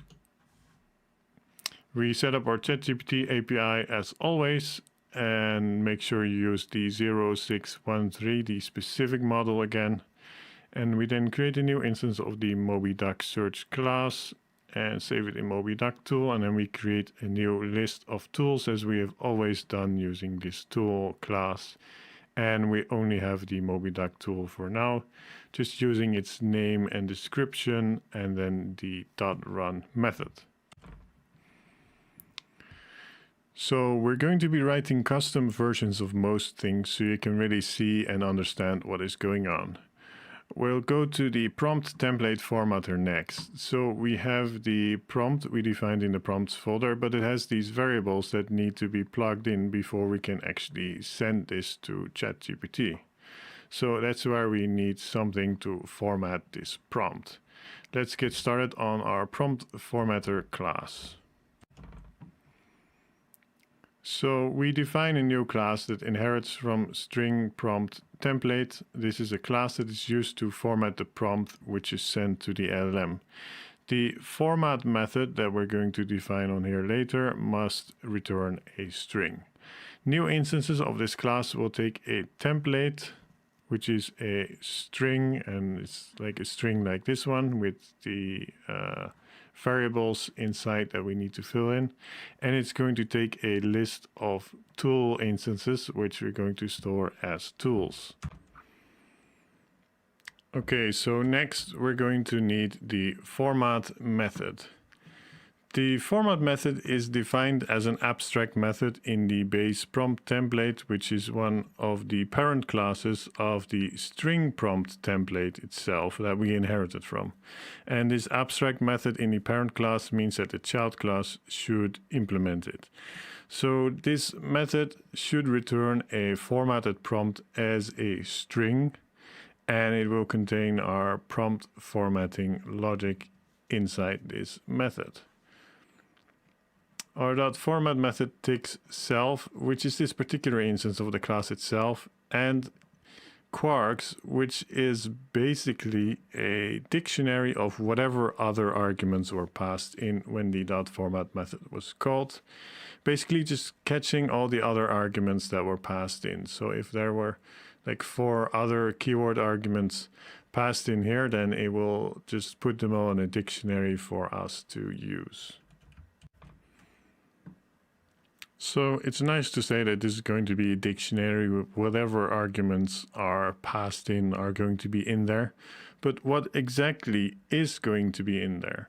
So let's take a look. When we call this format function later, our keyword arguments dictionary is actually going to look something like this. We'll have an input key, and this will have the input query from the user. And we'll also have an intermediate steps key, which is going to be a list of whatever steps the LLM has taken so far.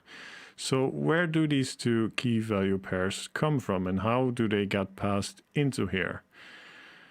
The agent executor class that we also imported here, and we're going to be explaining in more detail later, is going to actually take care of passing these input and intermediate steps in there if any have taken place so far. So on the first call of the format method, the intermediate steps is going to be an empty list because no steps have been taken so far. But after the agent calls a tool or does something else, this agent executor is going to add the action and observation to the intermediate steps list and pass it back into this format method using this keyword arguments dictionary. So as we now know, our format method will receive an intermediate steps variable. Let's actually go and pop this off. So I'm going to remove all these comments and this information, but we know we have intermediate steps, so we're just going to keyword arguments dot pop intermediate steps, and we're going to save it in a variable.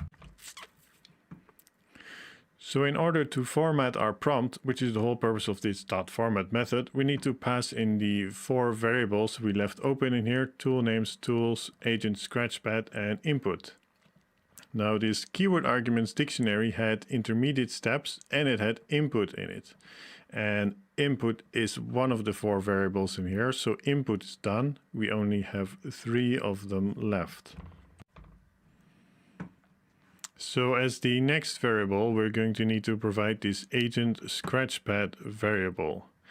And this is going to have the intermediate steps in it basically that will act as a memory.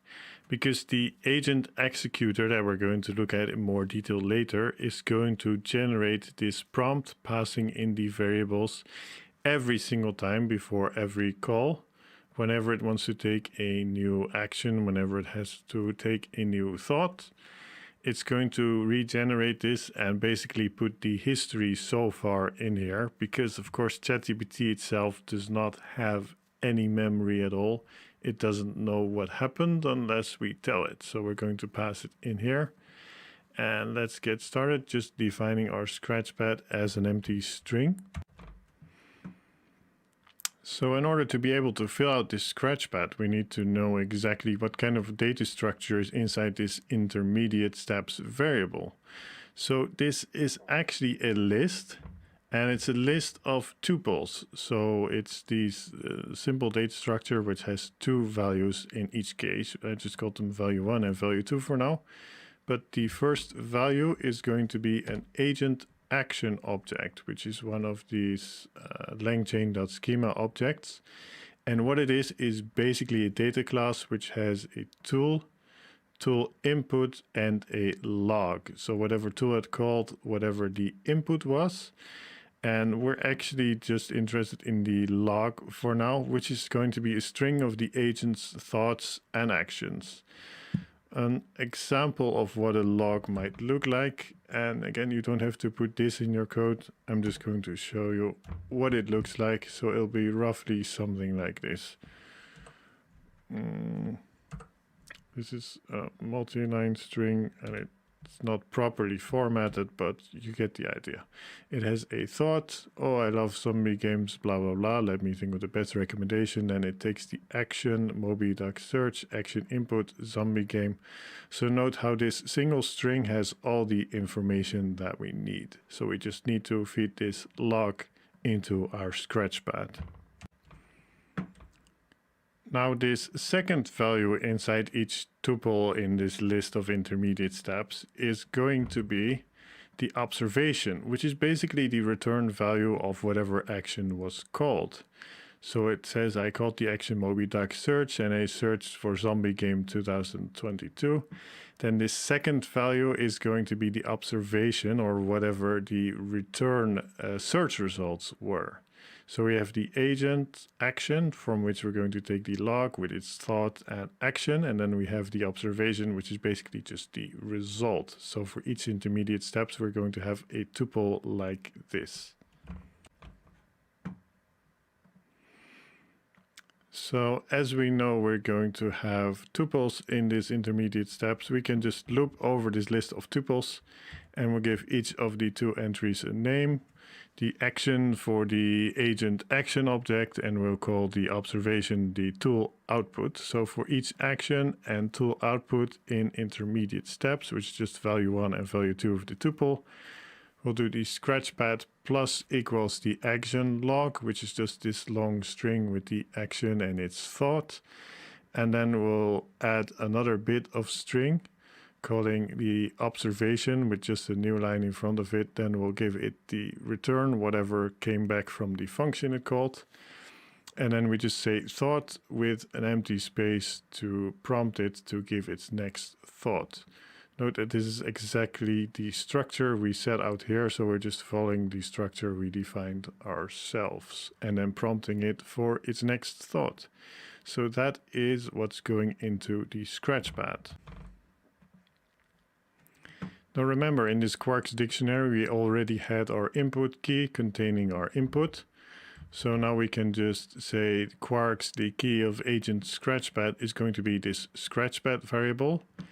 And then we're going to look at the tools key next, which we also needed. And then we're just going to say for each tool in self.tools, because remember this class takes tools on initialization. For each tool in self.tools, we're going to create a string containing the tool.name and then the tool.description. And this is going to output a list with these strings for each tool and store it in Quarks tools key.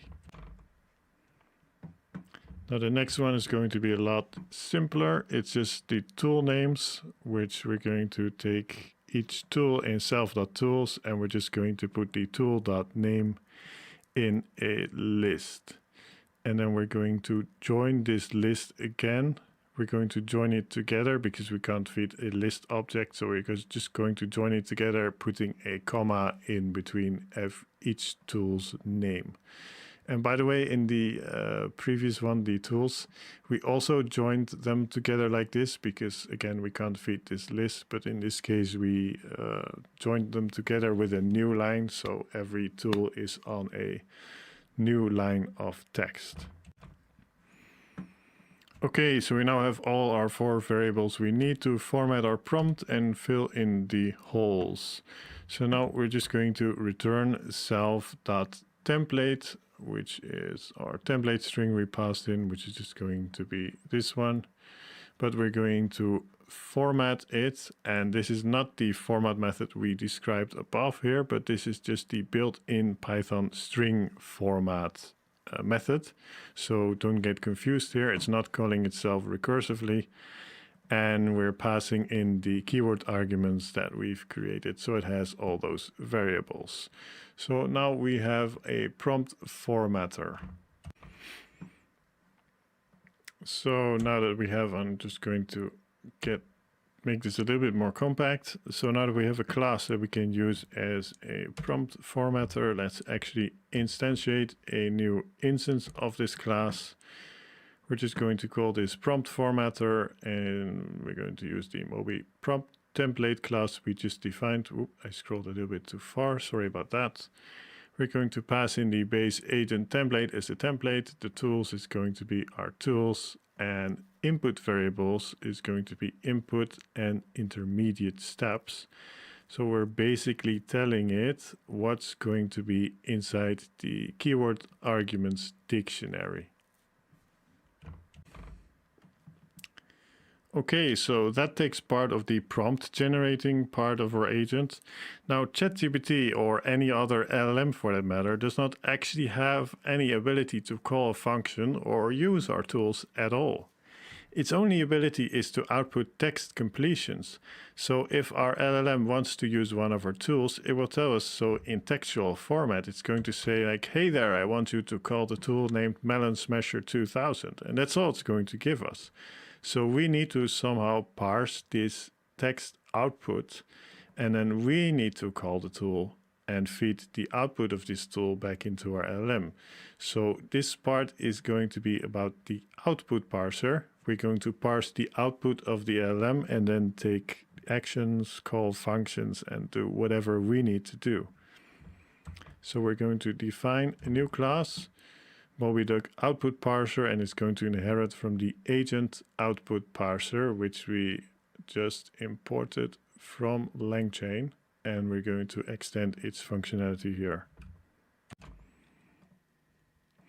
Okay, next up we have to define our parse method. Now the input of this method will be self and the LLM's output, which is ChatGPT's output in our case, in string format. And then we type hint that the output of this parse method is going to be either an agent action or an agent finish object. Now what are these? We just looked at the agent action, which is basically just a data type which has a tool input, and a log. And we can also see the agent finish under here, which just has return values and a log. So these are just two basic Langchain data types. And the agent finish basically just contains the final answer output. And the agent action is the intermediate steps, which is telling it to take another action. So why these two objects? Well, the agent executor, which we're going to again cover in greater detail later, is going to run our agent, and it's going to pass the input and intermediate steps into our prompt formatter every time. But this agent executor takes either an agent finish object or an agent action object. In the agent finish object, if the agent executor receives this, it's going to terminate the call and just return the final result to the end user. But if it receives an agent action object, the agent executor knows, okay, another action must be taken. So it will then call the prompt formatter again up there, passing in the input and the intermediate steps and generating the prompt. So that's why either one of these two must be the result of our output parsing. So inside our parse method, first we're going to check if the LLM has finished. If it has, it will have final answer in its output, because that's the structure we told it to use in our prompt template. So if we find the string final answer in the LLM output, we return an agent finish object. If we hover over agent finish in our code editor, we can see it takes two arguments: a dictionary of return values and a log. The return values dictionary is just a dictionary of whatever values we want to return. In this case, we just want to return the final answer. So we create a variable called answer, and for its value we split the LLM output string on the final answer colon part. So it's going to give us a list of two strings, and the last string is going to start after the final answer colon part in the string. We select the last string using the -1 slice, which just selects the last entry in the list. And then we're going to use strip to get rid of any extra white space that might be before or after the sentence. Now we simply return an agent finish object with the return values dictionary containing the output key, which contains our answer. And then we pass in the LLM output, the full output, as the log. Now that takes care of the case where our model has finished our problem. Now let's handle the case where it is still in action. We have to find out which action it wants to take, which should be one of the names of our tools in the tool names variable. We also have to find out what input arguments it wants to give that tool. As we will receive all this data in string format, we'll have to extract the needed information from the string using a regular expression.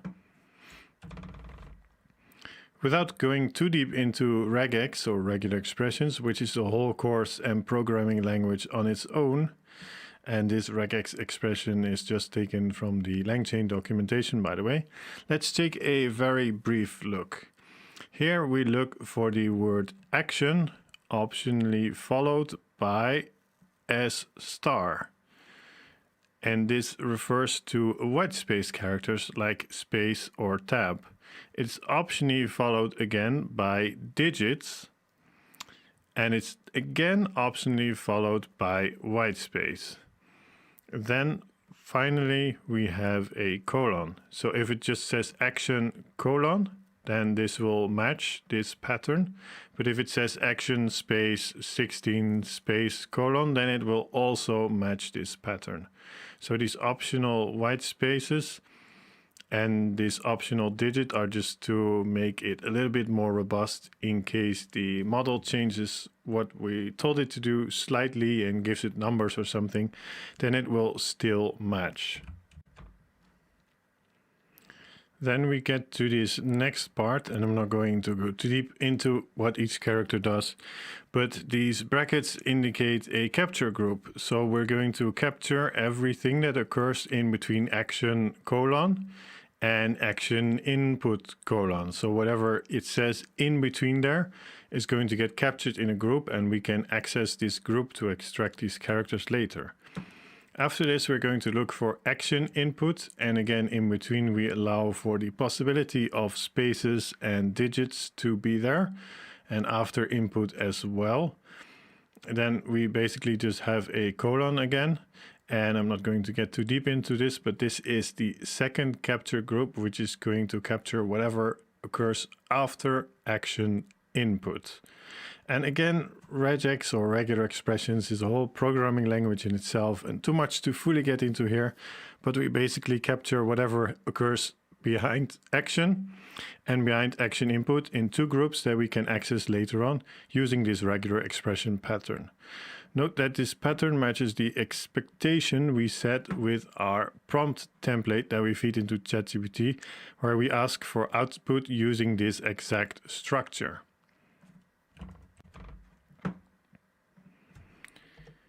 Now we need to run the regex pattern against our ChatGPT LLM output.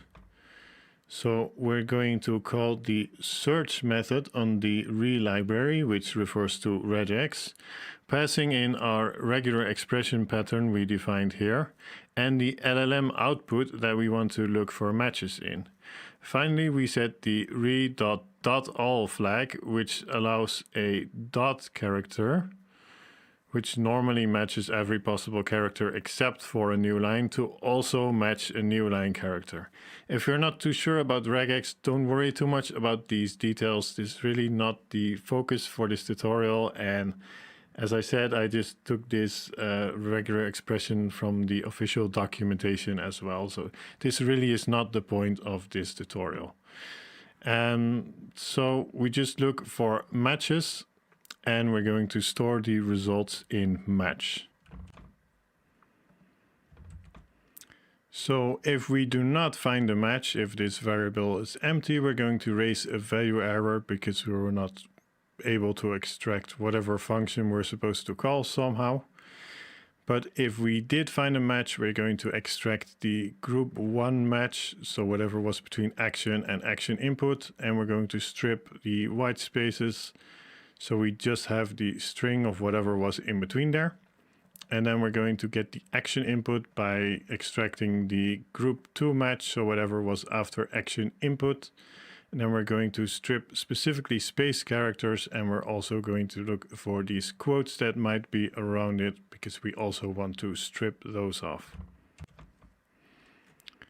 Now remember that we promised that our parse method would either return an agent action or an agent finish. If it was done, we return an agent finish, but in this case we're not done, so we have to return an agent action. And this agent action took the tool input, and the log. The tool is this action that we extracted. The tool input is the action input, and then the log is the full LLM output. So that's our parse method done. Okay, with that done, we're going to define a simple LLM chain, which basically just combines our ChatGPT API with our prompt formatter. Remember, our prompt formatter was just an instance of our MobiDuck prompt template class, which uses our base agent template, and it also has everything else it needs to generate the prompts. Now with that simple LLM chain done, we're going to define our actual agent, and we'll be using the LLM single action agent type that we also imported up top on this file. The single action part simply means the agent will take a single action each time. But as we have seen, it may run multiple times, which is where the agent executor comes in, but we'll talk more about that in a moment. First, our agent, which simply takes the LLM chain, which has our ChatGPT API and the means to create the prompts. Then we have our MobiDuck output parser, making sure to pass in a new instance and not the class itself. And then we have a stop of observation. Now, what is this stop argument? This is actually a standard API feature in ChatGPT and tells ChatGPT that if you run into this series of characters while generating output, stop then and there, do not generate anymore. This is the end of your output. So if we look back to the template we wrote for our agent, for each time it runs, ChatGPT is asked to generate the following, some kind of action. Then we have the action input, and then we have an observation. And then it's going to give us another thought, but we want it to stop at the point of observation. So it might give us a thought, I need to use this tool. Then it's going to give us the action, the tool that we're supposed to call. Then it's going to give us the action input, whatever it wants to input into this tool as arguments. And it's going to keep generating because this is a text generation tool, remember? But it's going to generate observation, and then it's going to hit this stop clause here. So it's going to know, oh, I should stop here. And this will stop it from generating nonsense here, because otherwise it would just hallucinate some kind of output. But we're supposed to stop there, call our function, and then feed it back into observation, and then call ChatGPT again. So that's the stop part. Okay, so now we have an agent with our ChatGPT API, prompt creation functionality, output parser, and stop argument. We're almost done. We just need to create an agent executor to finally run our agent. But before we do, let's discuss what the agent executor actually is, as we've mentioned it several times already and promised a proper explanation. So the agent executor is basically a loop that manages executing the agent. For every loop, it will pass the user input query and the previous steps that have happened so far to the agent. If the agent returns an agent finish object, the agent executor will return the end result directly to the user. And if the agent returns an agent action, the agent executor will call that tool and get the observation. The loop will now repeat, passing the new observation back into the agent along with the previous steps that have happened so far until finally an agent finish object is returned. So the agent executor is basically just the execution loop that takes all the steps we've built so far and will run them together in a loop in the correct order. So let's go here. We're going to create an agent executor from agent and tools. And we're going to give it our Moby Duck agent. We're going to give it our tools and we set verbose to true. So now it's time for the big moment. Let's give our agent some test. Can you recommend me a zombie game from the year 2022? Agent executor.run. And let's go ahead and see what it does. Okay, so in this case it says, oh, I love zombie games. Remember in our template we told it to speak as a gaming enthusiast, so it's obliging. I love zombie games. There are so many great ones out there. Let me think about the best zombie game from 2022. Then it's going to take the action Moby Duck search. The action input is going to be best zombie game 2022. It gets all these search results. This is basically its thought process. This game and this game and this game. And then its final thought is, after considering all these games, I think the best would be this game, blah, blah, blah, blah, blah. So it comes back to with its final answer for the user. The best zombie game from 2022 is Zombie Cure Lab. So it's given us a good answer to our question. And if you run this multiple times or asking for different types of games, you'll sometimes see that it's most impressed with maybe one of these games, and sometimes it'll decide to call the Moby Duck search again before answering, and maybe it'll pass in like Zombie Apocalypse Survival Simulator because it wants to know more about this game. Then it's going to read those search results again, and then after that it will return the final answer to the user. So it will just keep doing searches until it's satisfied with the information it has and it thinks it has the final answer that it should give the user. Now, of course, we can argue if this is objectively the best game or not, but ChatGPT gave us a pretty good zombie game recommendation from 2022 based on autonomously carried out research, and that's pretty darn cool. So now let's take this one last step further before we end this tutorial part. It's already gotten pretty long anyway, so I'll cut you some slack in part 6, I'll promise. But for now, hang in there. We're going to carry on for a little bit longer. So say after asking this question and getting that answer, I want to ask the agent for more information about this game. And I'm a lazy user, so I just word my next question like this. Like, it recommended me the game Zombie Cure Lab, so I'm just going to be a lazy user and I'm going to ask, well, what is this game about? And if we send this query, what is this game about, to our agent executor, it will fire up a new agent and load it up, and the new agent will have no idea whatsoever what this game refers to, and then we're in trouble because it can't answer the question. So for this, our agent will need the final step to intelligence, which is memory, not just of its own actions, but also of previous conversations that have occurred before. First, go back into your prompts folder and open the base agent template.py file. We need to add a second prompt version that is slightly different and allows for agent memory. So below your existing base agent template variable, add a second variable to this file. And I'm going to zoom out slightly so you can read the whole thing. Sorry if it's a little bit small.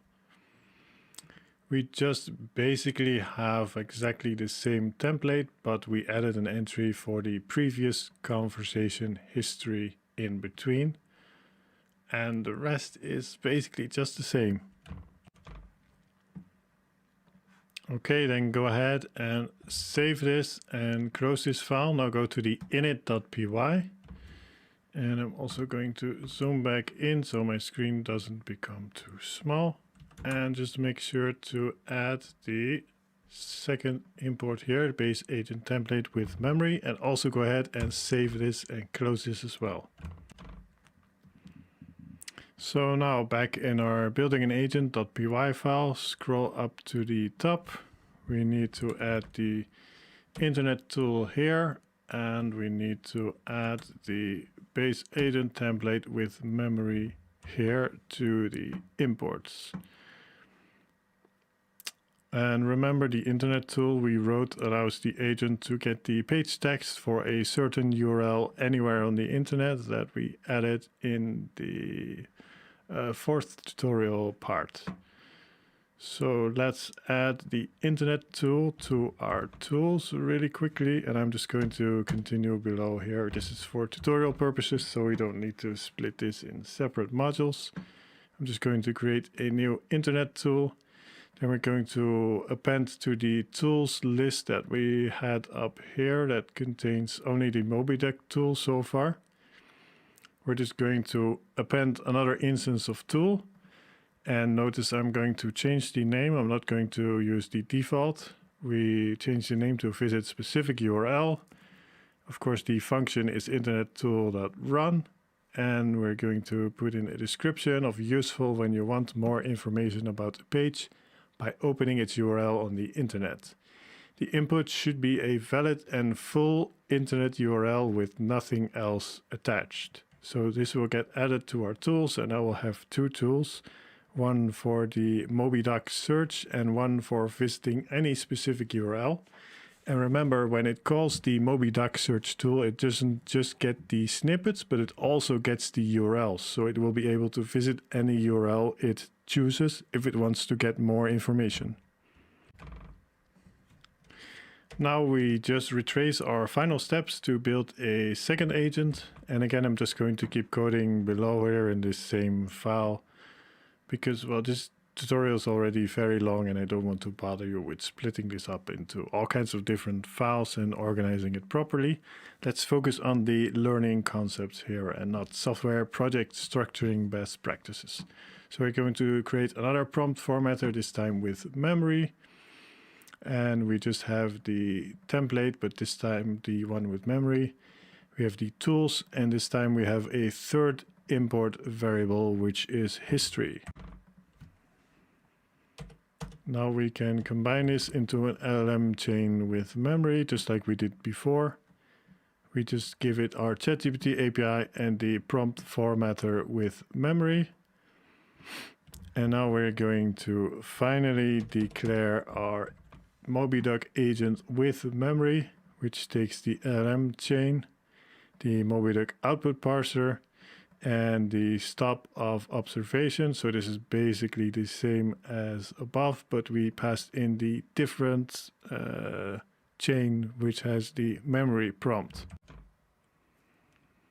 Now we'll actually need to add the memory. The agent executor class that runs the loop will take our memory object and integrate it into the agent execution loop for us. But first we will need to have some actual memory. So scroll back again to the top of the file, and I don't know the perfect place, I'm just going to import it here. From langchain.memory import conversation buffer window memory. Now, conversation buffer window memory will basically just hold a list of strings with whatever the human asked and then what the AI answered. So it's basically just a list of strings. Don't let this long name fool you into thinking that it's something very complicated. It's basically just a conversation history that's similar to the one we kept in the function calls and embeddings Sphinxter Academy course tutorial series. It just stores the already completed conversations and feeds them back into the loop if we ask another question after the first one has completely finished running. So it's given us a game recommendation and we say, hey, tell me more about that game, and it'll have the history. So now we can go ahead and instantiate a history object. I'm going to set k to 10, which is the number of messages to keep in memory. Now we can finally create our agent executor. I'm going to call it agent executor with memory. Agent executor from agents and tools. Again, it's going to take the Moby.Duck agent with memory, our tools for both to true. But this time we also pass in the memory equals memory. So the agent executor will take care of this for us. Okay, now to test this, I'm just going to ask 2 questions in a row in separate calls. Of course, if you want to do this properly, you should write a loop that asks the user for input via the terminal and then calls run on the agent executor, allowing the user to ask a new question after each agent executor chain finishes running, and you could keep asking questions forever. But as this tutorial is already quite long, let's just cheat a little bit and hardcode 2 questions. So this one will only run after this one is finished, so it's still a valid test. And I'm going to assume that this will return at least 1 game. Maybe it will return multiple suggestions. So I'm just going to ask it, can you give me more information on that first game without saying what that first game is? And that will successfully test if we have working memory or not. So go ahead and save this, and then we'll try to run it. Okay, I just realized that we forgot to comment out this call. So our agent executor without memory ran, and then our agent executor with memory ran. So we got multiple calls. Sorry about that. Just make sure you comment that out. And now let's look at the output I got. So it first said, oh, I love zombie games. Let me think of a good recommendation. It used the Moby.Duck search again for Zombie Game 2022. It got several suggestions. There are a few zombie games. Let me check out and see which I would recommend. And it decides to visit one of these URLs, gets zombie survivors. So this time it's using our internet tool, visit specific URL. And it looks at this particular game. So it's already used both our tools. It gets all the text back, makes a rough summary, and then it decides, okay, this is the game I'm going to recommend because I asked for a game recommendation.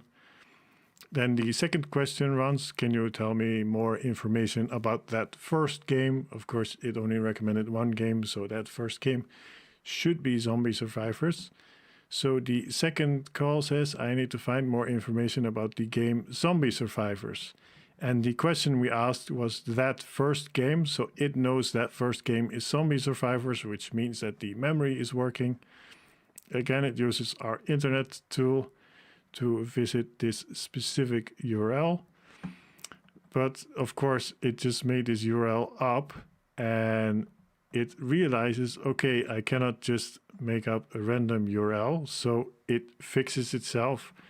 And it uses the Moby.Duck search again for game details.